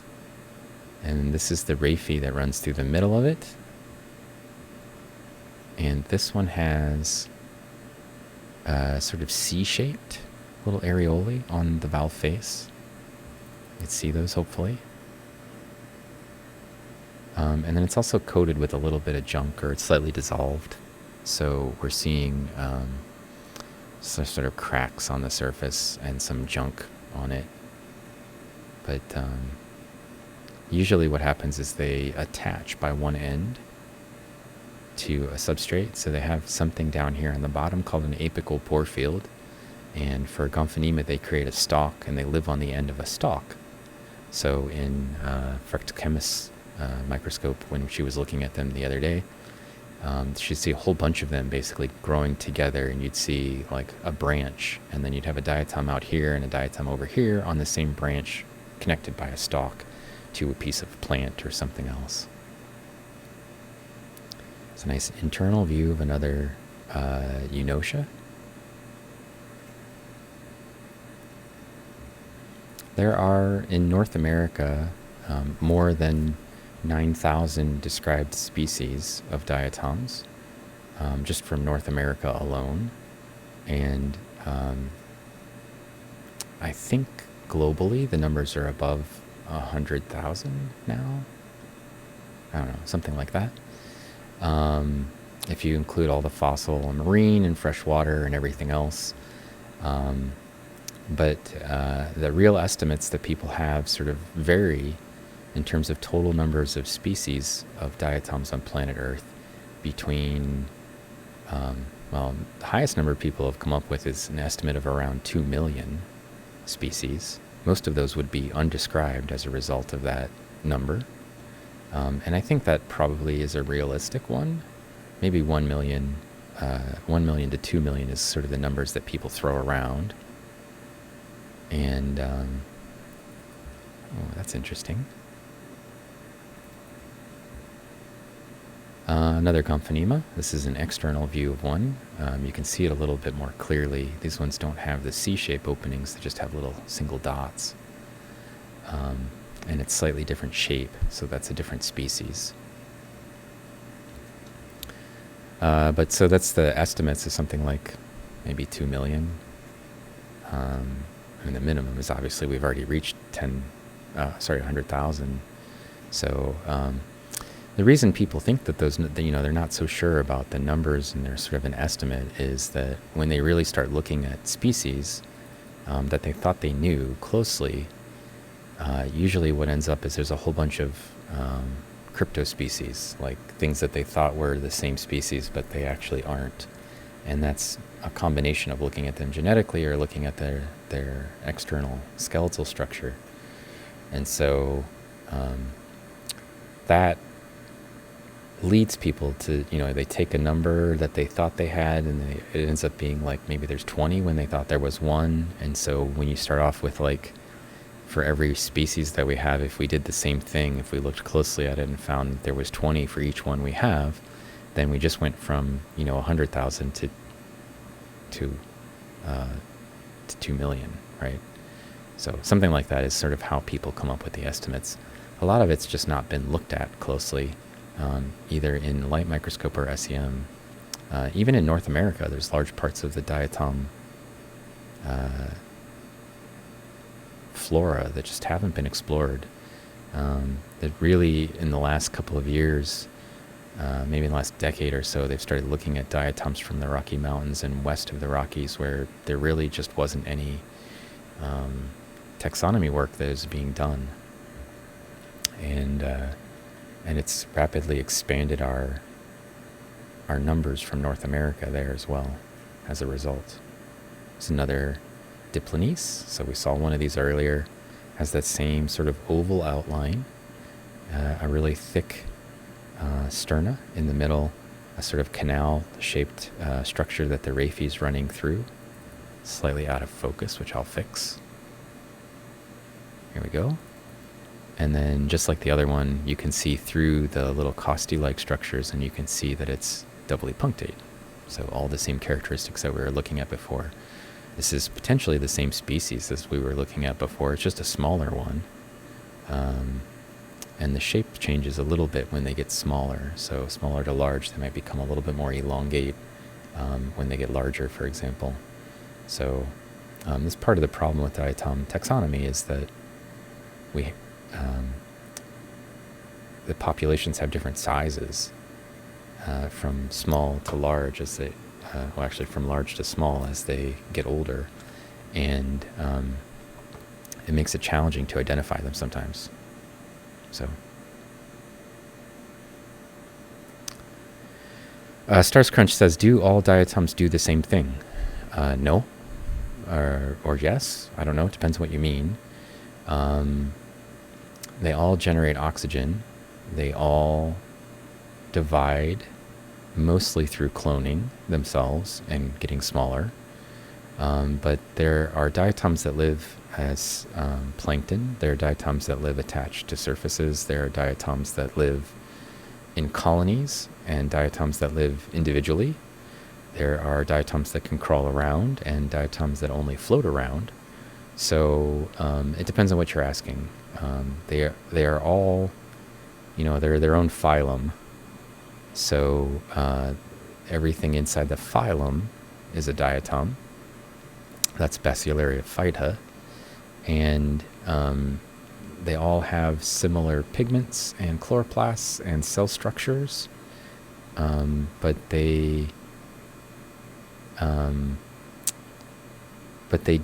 don't obviously have different shapes and all kinds of different sort of behaviors. So some of them, for example, have cyanobacteria that live inside the skeleton, inside the cell wall, and some don't. So there's a question here. Are there any examples of anaerobic species? Diatoms don't breathe. They generate oxygen. So oxygen levels usually aren't problematic for them.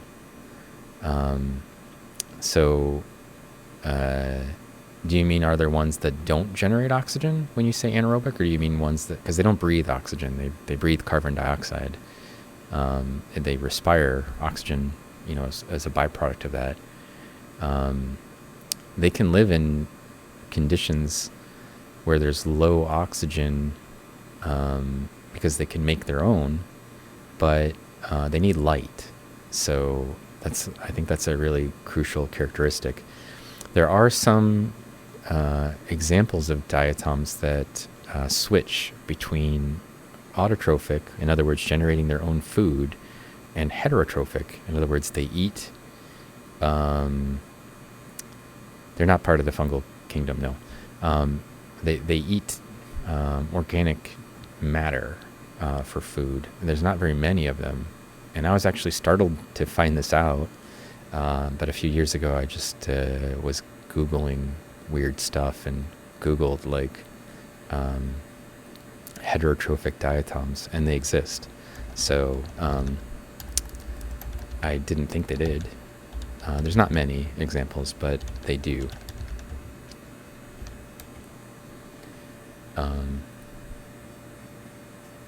but they're not part of the fungal kingdom. They're in their own. They're algae, but they have their own phylum. But they definitely are a type of algae. So algae is kind of like a weird term. It just means like things with chloroplasts, but not plants, for the most part. Except for cyanobacteria, which are neither algae nor plants. But you know, it's single-celled organisms usually aren't plants, right? Algae are, but there are some algae that are multicellular as well. So, but it's like a weird grouping. It's like it's sometimes people call diatoms protists, which is another terminology that people use for single-celled organisms that aren't plants and are kind of animal-like in some ways. But the problem is that that's not a real grouping. That's like a garbage grouping. It's like describing things by what they aren't rather than by what they are. So, I mean, algae is kind of like that as well, right? It's like describing things by what they aren't, which is sometimes not helpful in science. It's another Diplanese, a nice clean one.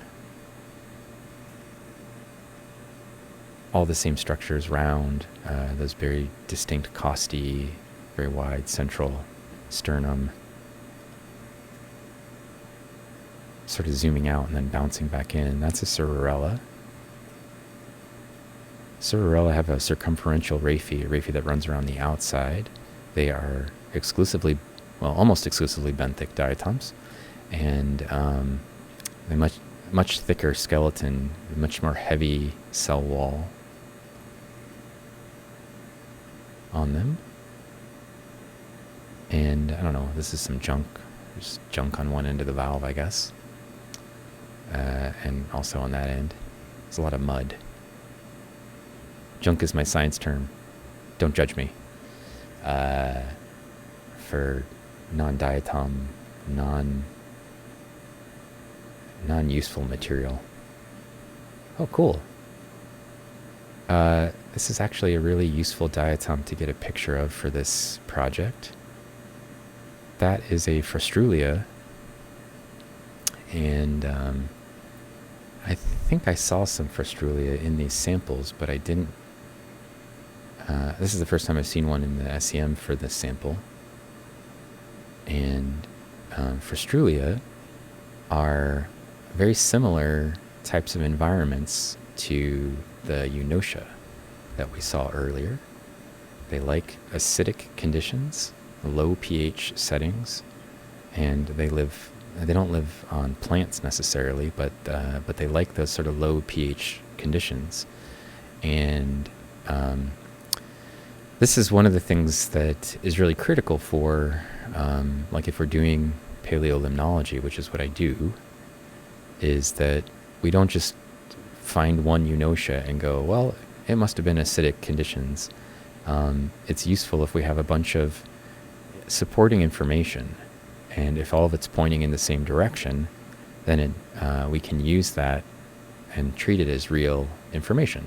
So for this case, for example, we have a bunch of Eunotia which tell us that it's low pH, but we also have some other things that tell us that it's a low pH, like this Frustrulia.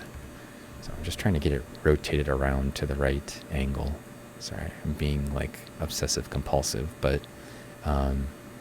it allows me to get a little closer and have a little less dead space on the image.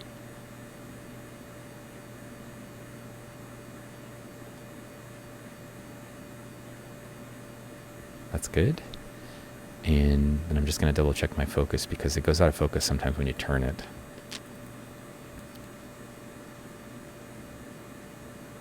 You can see those cracks. And it's just a degradation of the silica a little bit.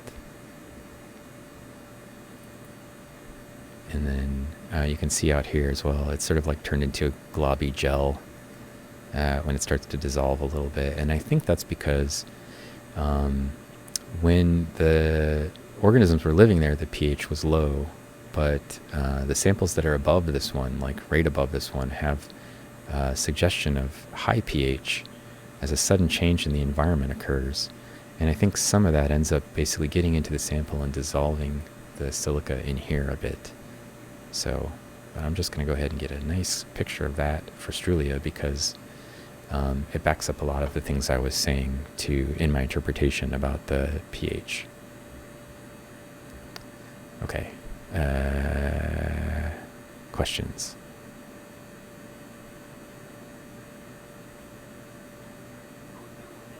Oh, we got new followers from Ripped Miyok, and also Tartarothemis. Thank you both for follows. Really appreciate it.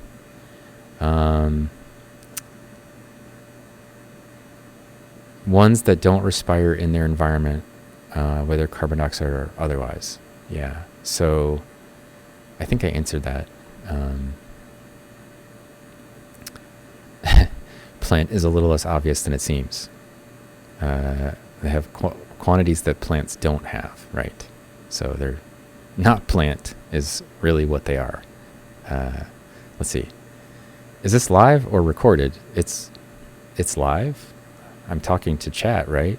Do you mean is the SEM part live? I hope you realize it's live. Let's see. Schmutz. I use schmutz too. Schmutz is a good term. Yeah. Juncus crummus. That's what is my area in my department? I am in Earth and Environmental Systems. I'm actually in a sort of a geology department, but our department also has geographers and anthropologists, and environmental geoscience is my title. I'm a professor of environmental geoscience. Hey Jay.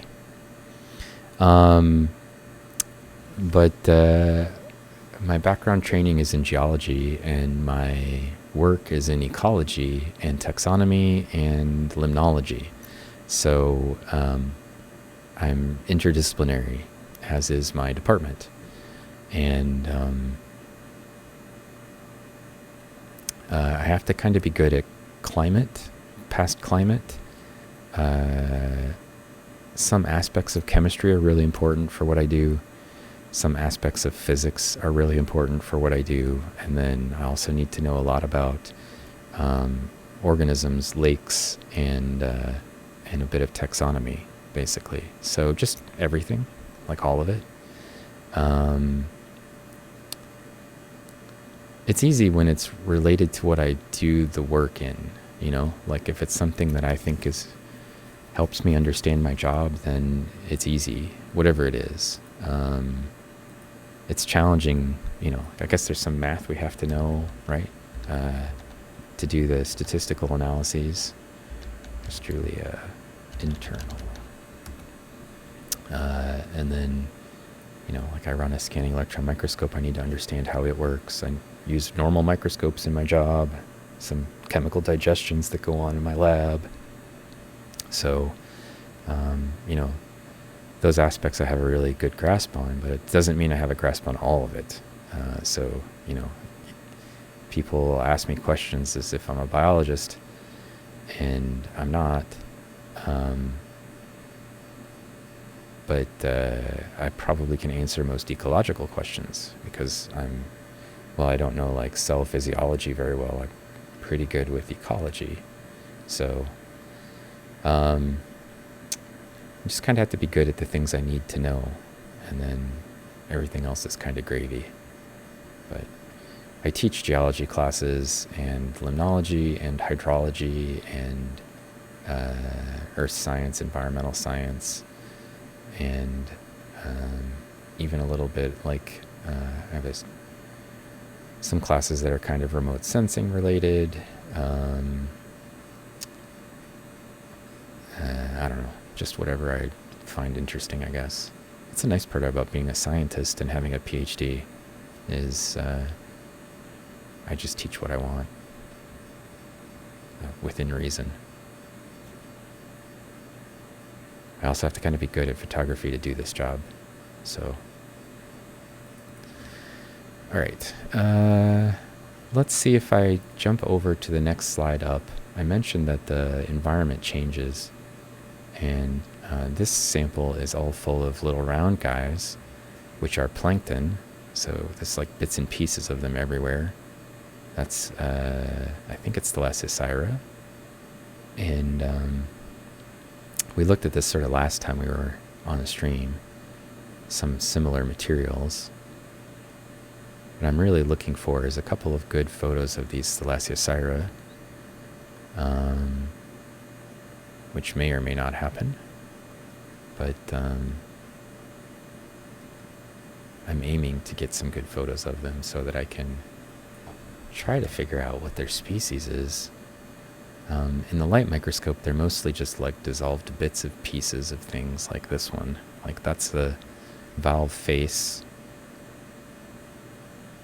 of I think of a Thalassiocira, but you can see it's completely dissolved. So the alkalinity in the system has gotten a lot higher, and the salinity probably as well, because this is something that likes brackish conditions, and none of the other things we were looking at like brackish conditions. So this is from the same site, just a little bit later in time. This is about 2,000 or 3,000 years later.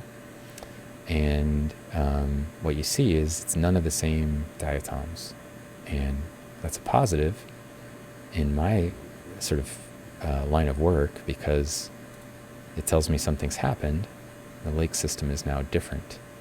And we can use that to reconstruct what's happening in the system. So what we're seeing in the sample is mostly plankton instead of mostly benthic stuff. And most of the plankton that we're seeing is high pH instead of low pH. So the system very rapidly shifted from a shallow water bog-like setting to sort of a deeper system with some sort of marine influx or brackish water conditions. So this is an example of how I actually do the work that I do and reconstruct the environments that we're looking at by using diatoms, right? So all I had to do was see some diatoms from this system, and I know that they are represent deep water because they don't have raphies. They can't crawl around, so they're floaters. They're plankton. And this genus, Thalassiocira, that we're looking at, the valve face of one right here, does best in either brackish or saline water, like ocean water. So they're indicating to us that our system has changed quite a bit from that sort of slightly acidic conditions with lots of plants and shallow water to something deep with no plants and mostly alkaline and salty water. So I'm going to take a picture of that, and I can pop back to chat for a bit. Starscrunch says, what is the size difference between plankton and diatoms? So plankton is actually a lifestyle, and diatoms can be planktic or benthic. So to answer your question, there is not a size difference, but so a plankton could be anything from ultra or picoplankton, which are less than 2 microns in size, all the way up to a baby squid, which can be considered plankton in its early stages before it can swim strongly enough to fight the current. So, or like a jellyfish, they can be quite large. But there are organisms in the plankton that eat diatoms, so worms and shrimp and copepods and that sort of thing, Daphnia, that are zooplankton. In other words, they're animals, and they will consume diatoms. So think of them as they need to kind of be big enough that the diatom that we're looking at will fit in its mouth, right? So all the way up to fish. Fish will also eat diatoms, but more passively than anything else. So the, like a copepod or a rotifer or something that wants to eat a diatom, a dinoflagellate sometimes, they need to be able to fit it inside of them, inside their belly or their mouth, right?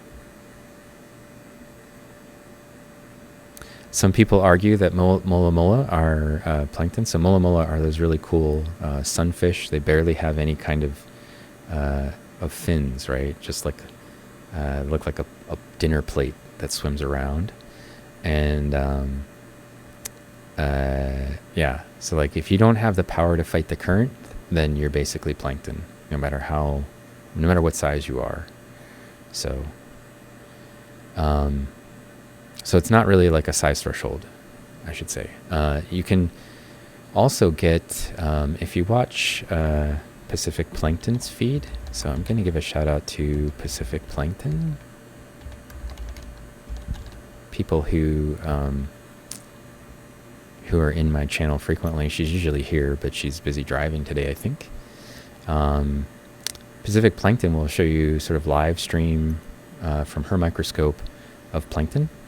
And you can get a good sense of the differences in sizes, but one of the things I would say is that she has phytoplankton that are in her samples, and some of the phytoplankton are larger than the zooplankton in her samples.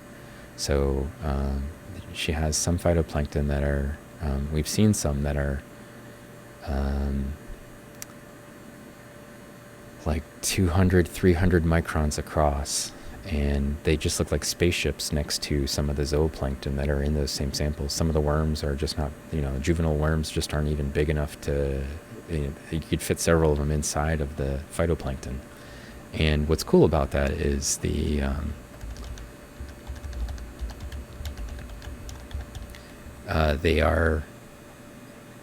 phytoplankton are usually single-celled organisms, and zooplankton are multicellular. So you get these really cool, like, view of a single-celled organism being, maybe 10 times or 5 times bigger than something that's multicellular. So diatoms are always going to be single-celled organisms. And so that's kind of cool. You can have that sort of a system where the cell size doesn't really...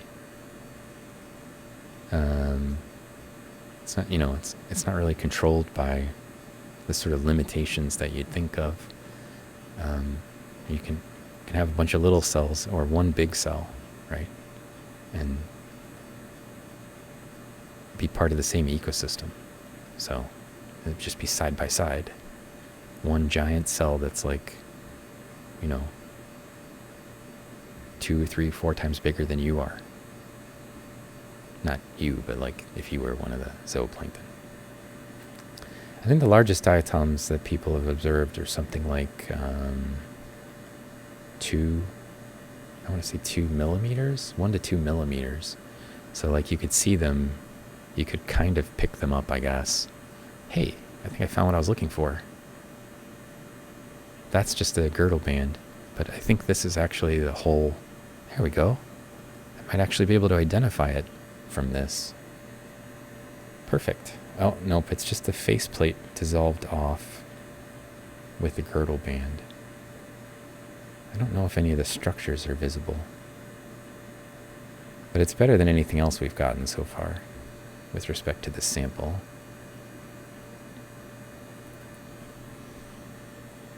There's the valve face that we keep seeing, and these are the girdle bands, and this is more or less the shape of the diatom. They're sort of drum-shaped, and you can see this is the cell wall with the girdle band kind of pushed up over it. But we can see the valve face. I would have liked to have been able to see these structures that are in here. I think maybe that's a Rimoportula, though.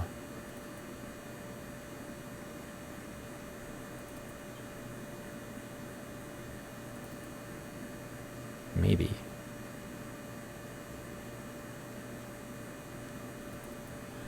It's better than nothing. which is what we have from most of the sample.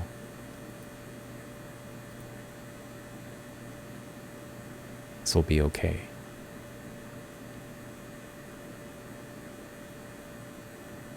All right, I'll take that picture. I can come back and chat some more. Yeah. Oh, I've meant to send out a squad link for all of my fellow microscope streamers.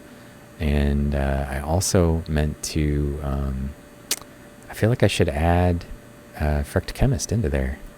So I think maybe she's taken off.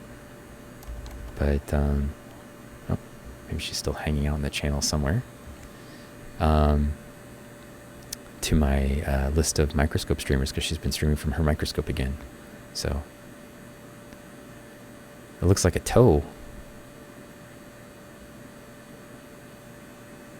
If you say so. Thank you for the follow, Lunasec. Hopefully you're enjoying my really calm,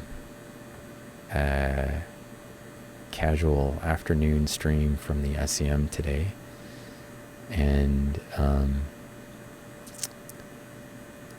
yeah, we're looking at some diatoms. These, I said it in the stream title. It says that's from Miocene-age samples from Ashfall, but these are actually from a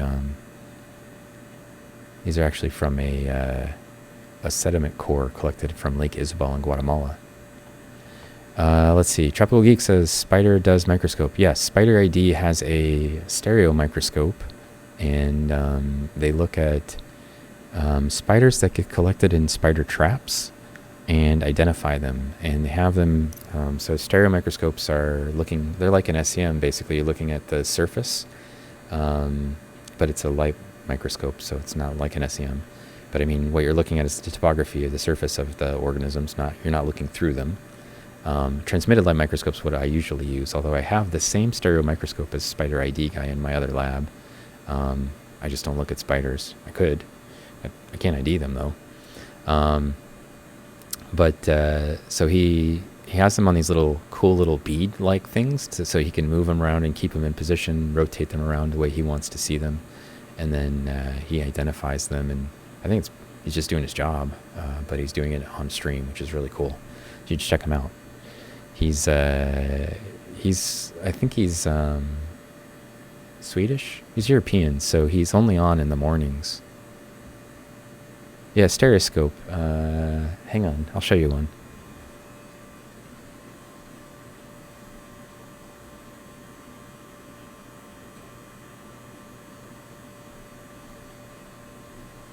I feel like I just have a stack of props over here, but a stereoscope looks like this, right? So a stereoscope has like a binocular eyepiece at the top. There's two eyepieces you look through, and then just down onto the surface, right?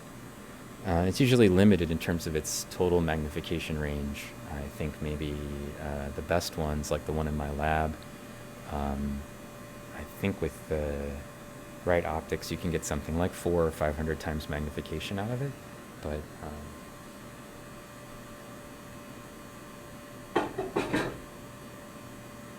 they don't have their own light source. Most of them have like external lights that typically they don't have their own external light source. They have like a little fiber optic lights that you can reposition to look around at stuff. You're not sure you can handle spiders?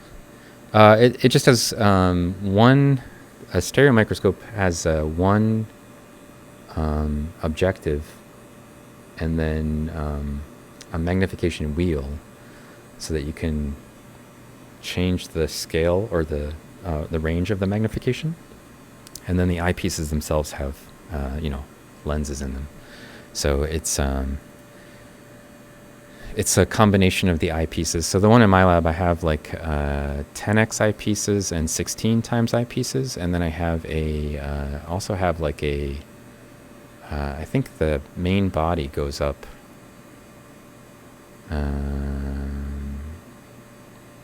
to five times magnification, and then I have like a 2 times magnifying lens I can put in there, like add to it. So you can get actually kind of like a lot of magnification out of it that way if you switch the eyepieces and the central body lens to a higher value, and then you scroll it all the way up. What's really cool about that one that I have, and I'm sure it's probably similar to the one that Spider ID has, is that you can Z-stack. You can stack in the multiple photos together. So you can tell it, start recording basically, and then you focus. And as you focus, it takes a whole bunch of photographs, and then it only puts the ones that are in focus together, stacks them all together. So when you have a lot of depth of field, you don't need to deal with that. But if you have a very shallow depth of field, like when you get really high magnification, it actually becomes really important to be able to stack images like that so that you can see the whole thing at really high magnification all at once. So we do that with cameras. I do that with my actual camera body has the ability to stack images inside while I'm taking macro photos of like a snowflake, for example. But that really not the one that I showed you. That's just a trashy old Nikon one we have. It's not really trashy, but it's just an old stereo microscope that we have laying around that we use for prepping mounting slides and stuff. But the one in my lab is actually really nice. And I thought I might stream from it someday, but I never get around to it because I'm always busy doing something else. So I'm just going to stick a 2 on there. We'll move forward. So, but that's a stereo microscope. And then normally I use a transmitted light microscope when I'm analyzing diatoms, when I'm not using the SEM, which is most of the time. The SEM is sort of like a luxury tool for anyone in my field. But because I have my own lab, I can look at stuff whenever I want. So this is also girdle band and another girdle band, but they seem to be wrapped together with a valve face that's stuck in mud. So that's not helpful. That's a girdle band. Girdle bands just go around the outside of the diatom and kind of tie the two valve faces together. It also allows the diatom to expand, like stretch outward when it needs to make more room inside the cell, which it does when it's when it starts to replicate. So if you watch Pacific Plankton's feed, she'll occasionally see diatoms that are in the process of dividing. And we don't ever just watch them divide because it takes a while, but she'll have both valves inside of one valve, so you can kind of see them getting ready to split, which is pretty cool. They most of the time reproduce asexually. We've also seen some of her marine diatoms from San Francisco Bay, which is what she usually is presenting, with undergoing sexual reproduction, like increasing cell sizes as a result of sexual reproduction as well. So this is a pretty uncommon event for diatoms, but she samples like every week, twice a week usually. So, she can get lucky and catch a bunch of them getting ready to replicate. So everything that we're looking at's long dead. These are from a core. These are fossil diatom material. And probably would be helpful if I rotated this back to 0. So I can figure out which direction I want to go. Oh, this is the edge of the stub. Let's see, if I do this, you can see into the actual SEM. I have an infrared camera that looks into the SEM, and you can see the stubs that we're looking at that I've been moving around. And I think sometimes when I start the feed, I have that going. This little edge that you're seeing around the outside right here, that's the edge of one of those little cylinders. So the stubs themselves are these little aluminum cylinders that the diatom material has been just dried onto from a solution, and like a slurry, and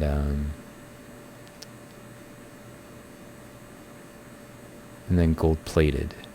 when it went into the SEM. There's a little bit of a valve face here. Is it just a broken one like we've been looking at? There's a little bit more of it, maybe.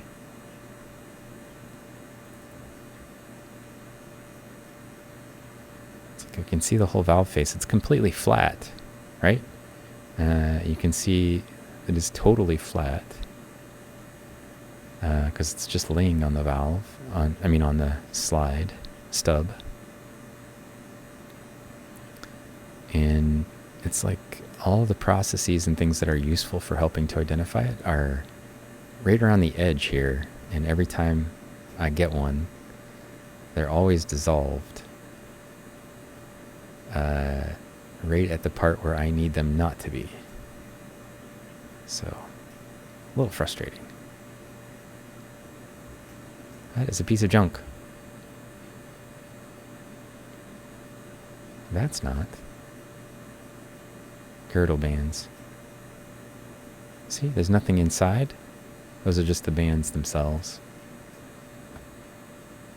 Sorry, I'm sort of zooming around in and out of magnification because I'm trying to find one that's not completely dissolved. So there's a lot of these little valve faces laying around that are just the face, but I kind of need the edge, the mantle, the side to help me with identifying it. So I'm just sort of looking through them to see. Here is another valve face. The mantle's missing. The side of the diatom, the mantle.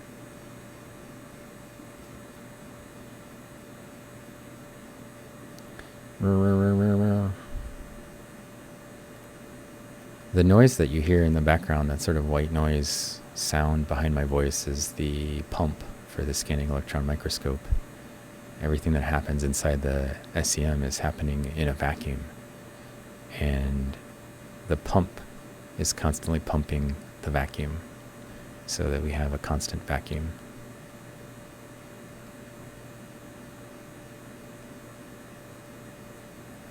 I could probably filter it out, but I think Little Chook mostly tunes in so she can hear my white noise vacuum. So some people like it. I think it actually makes you get a good sense of what sounds like in the lab itself here. So that's a positive in my mind. That's a little palm phytolith, I believe. That's a phytolith for sure, or I'm almost sure.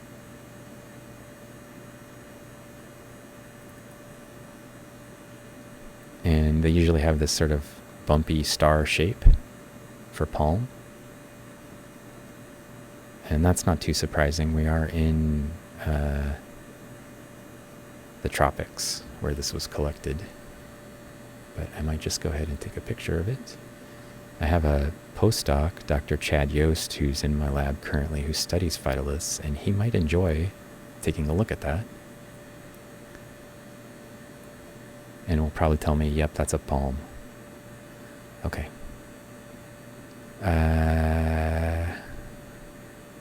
Stereoscopic photographs, which are in pairs. Oh, right. Yeah, you can actually do those from this scanning electron microscope. You can take, you can tilt the stage 9 degrees, which is the offset of your eyes. And then you could take 2 different pictures and it'll actually do like a stereoscopic view, which is cool. I don't ever do it because I don't want to tilt my stage, typically. Hi from Spain. Hello, Miguel Roland 21. How are you doing? Yeah. It's stereoscopic, just means it's like a binocular, right? So those eyepieces are looking in, are giving you a 3-dimensional view, right? Exactly. Watching this in 2D using physics trick that uses stereo pairs to work. 3D. Oh. I hope you have one in your own lab Your own lab? What do you study? Mountain Dew V? That you would need an SEM for? Or do you mean a stereoscope? Revisoid, I've been experimenting with noise canceling for our Myco channel. It's a pain in the ass, and I'm not and almost not worth it. White noise for the win. Yeah, I just leave it. I think if I wasn't going to get DCMA'd, I would play music that I liked, but then everybody would be suffering with whatever I felt like listening to that day. So you can just listen to your music at home, you know? You got your phone or your iPad or your laptop right there. Just listen to whatever you want. So you're majoring in physics and would both would be nice, yeah. And SEM was very nice. Yeah, everybody kind of gives me the diatom Bob Ross treatment. We got a happy little diatom right here. I'm just going to take out my mighty SEM and then we're just going to paint a couple of quick strokes, and here you go, like that. I think the white noise adds character, right? So I've decided to keep it, but if I could talk them into letting me bring a pet squirrel in that I could keep, on my shoulder while I was doing the SEM work, I would. Closest thing I could get to that is Mallory, and she's not on my shoulder, fortunately. It's a palm phytolith. She is kind of like a squirrel in that I get all kinds of random things from her all the time. All right, let's go to 10. Let's see if I can find something in this sample. Here's some valve faces. Here's one. Some more diatom valve faces.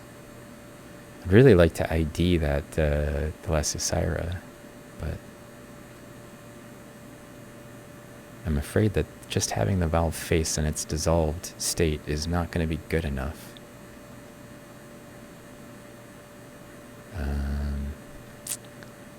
To get me to species.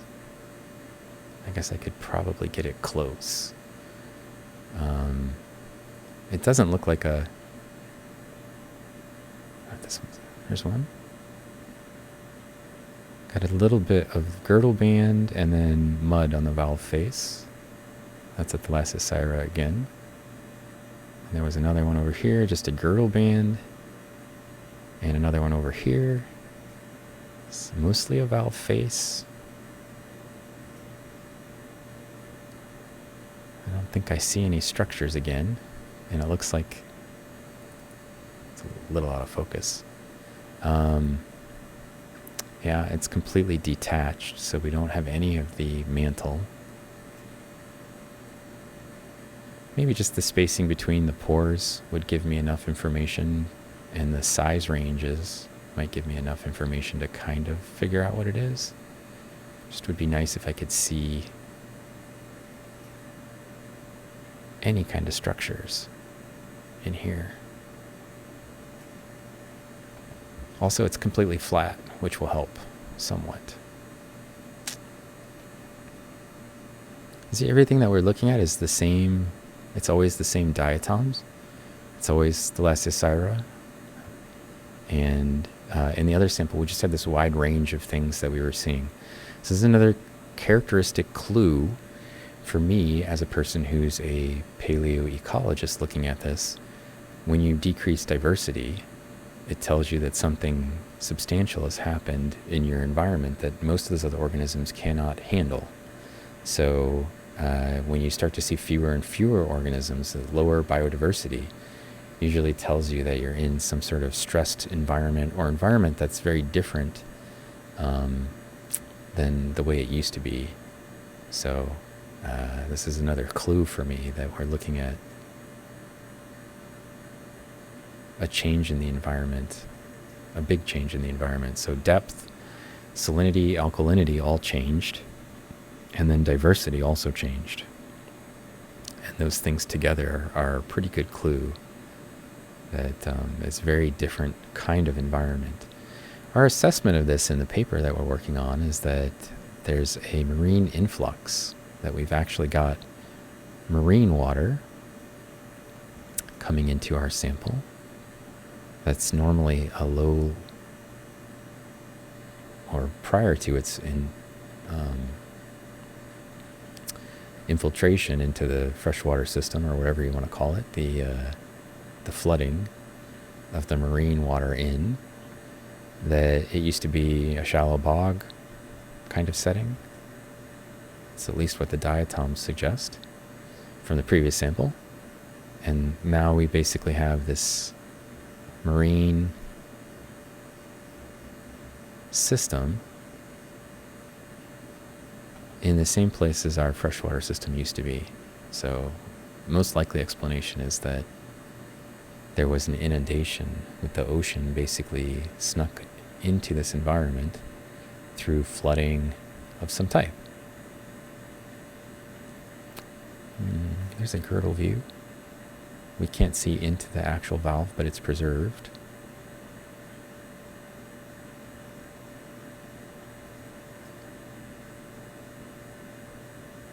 Some more valve faces, just by themselves. Unfortunately, everything has got like a kind of a crappy preservation. And even though we have a ton of the same diatom repeated everywhere in our sample, all of the diatoms I've seen have had their mantles removed. There's nothing on the border here, and normally that would help me figure out what species I'm looking at, especially in this sort of dissolved state where I don't have a lot of clues.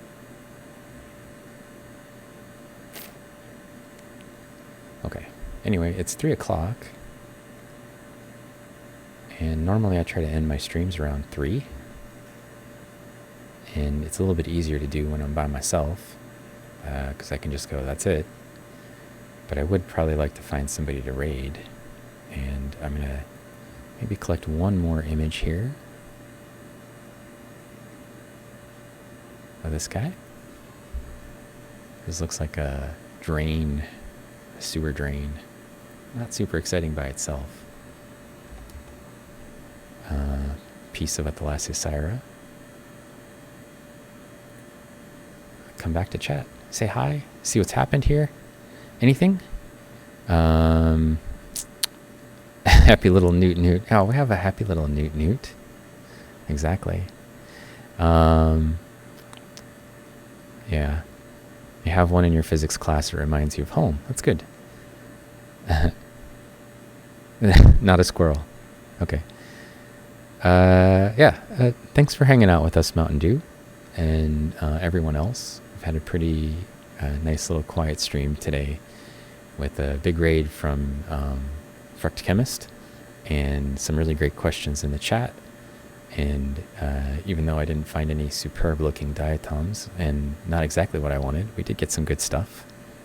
I thank all the fellow streamers who came in and visited. Little Chook, Del Maximum,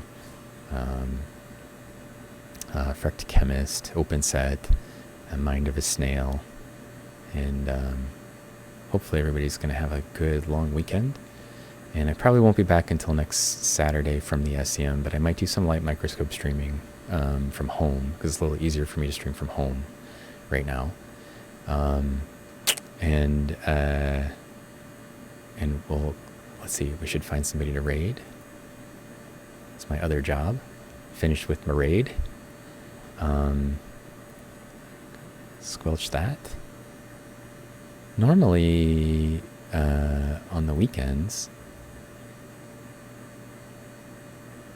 on a Saturday, there's a whole bunch of people to raid, but not seeing a whole lot right now.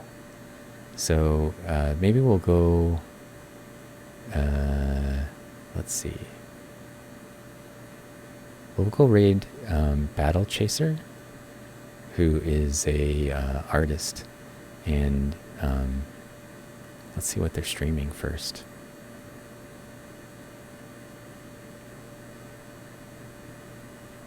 Once I get past the stupid commercials.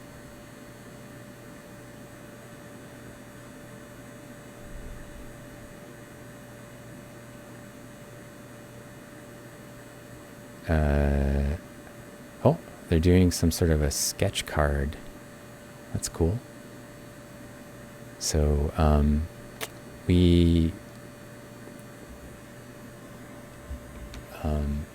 we're part of the artist back alley, and Battle Chaser was one of the people that was in the raid train after us.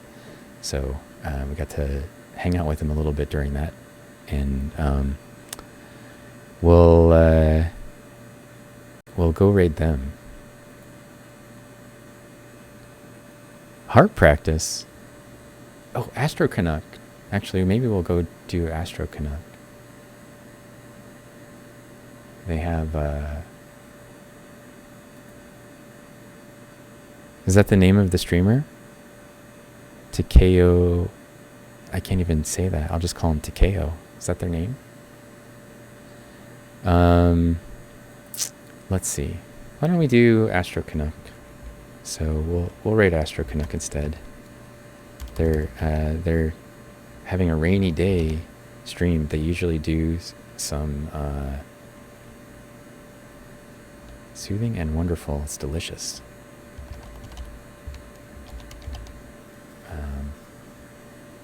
My life will not be the same. I guess if I'm going to change my life, I'll do that. We'll appease Tropical Geek. Let's see. It says invalid username. Did you misspell it?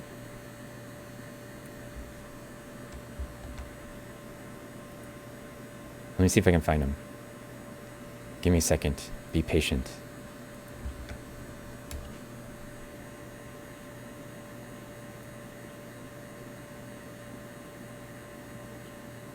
They're doing harp practice.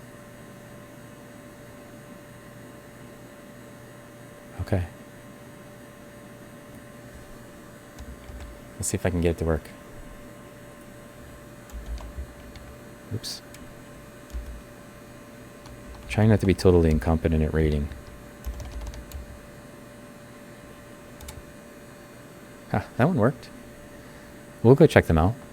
I'm always here to appease Tropical Geek, whatever you want for raids. I know how you like to help direct raids. All right. Thanks everybody for hanging out and for all the follows. And I will send along your well wishes to my wife for her surgery. And hopefully I'll have a little less stressful next week. But I'll probably be back on Saturday for SEM. Maybe Wednesday if I feel like I'm on top of my game, but that seems unlikely right now. And let's go visit some harp. I'm kind of excited to hear about it. Okay, good. Thanks everybody.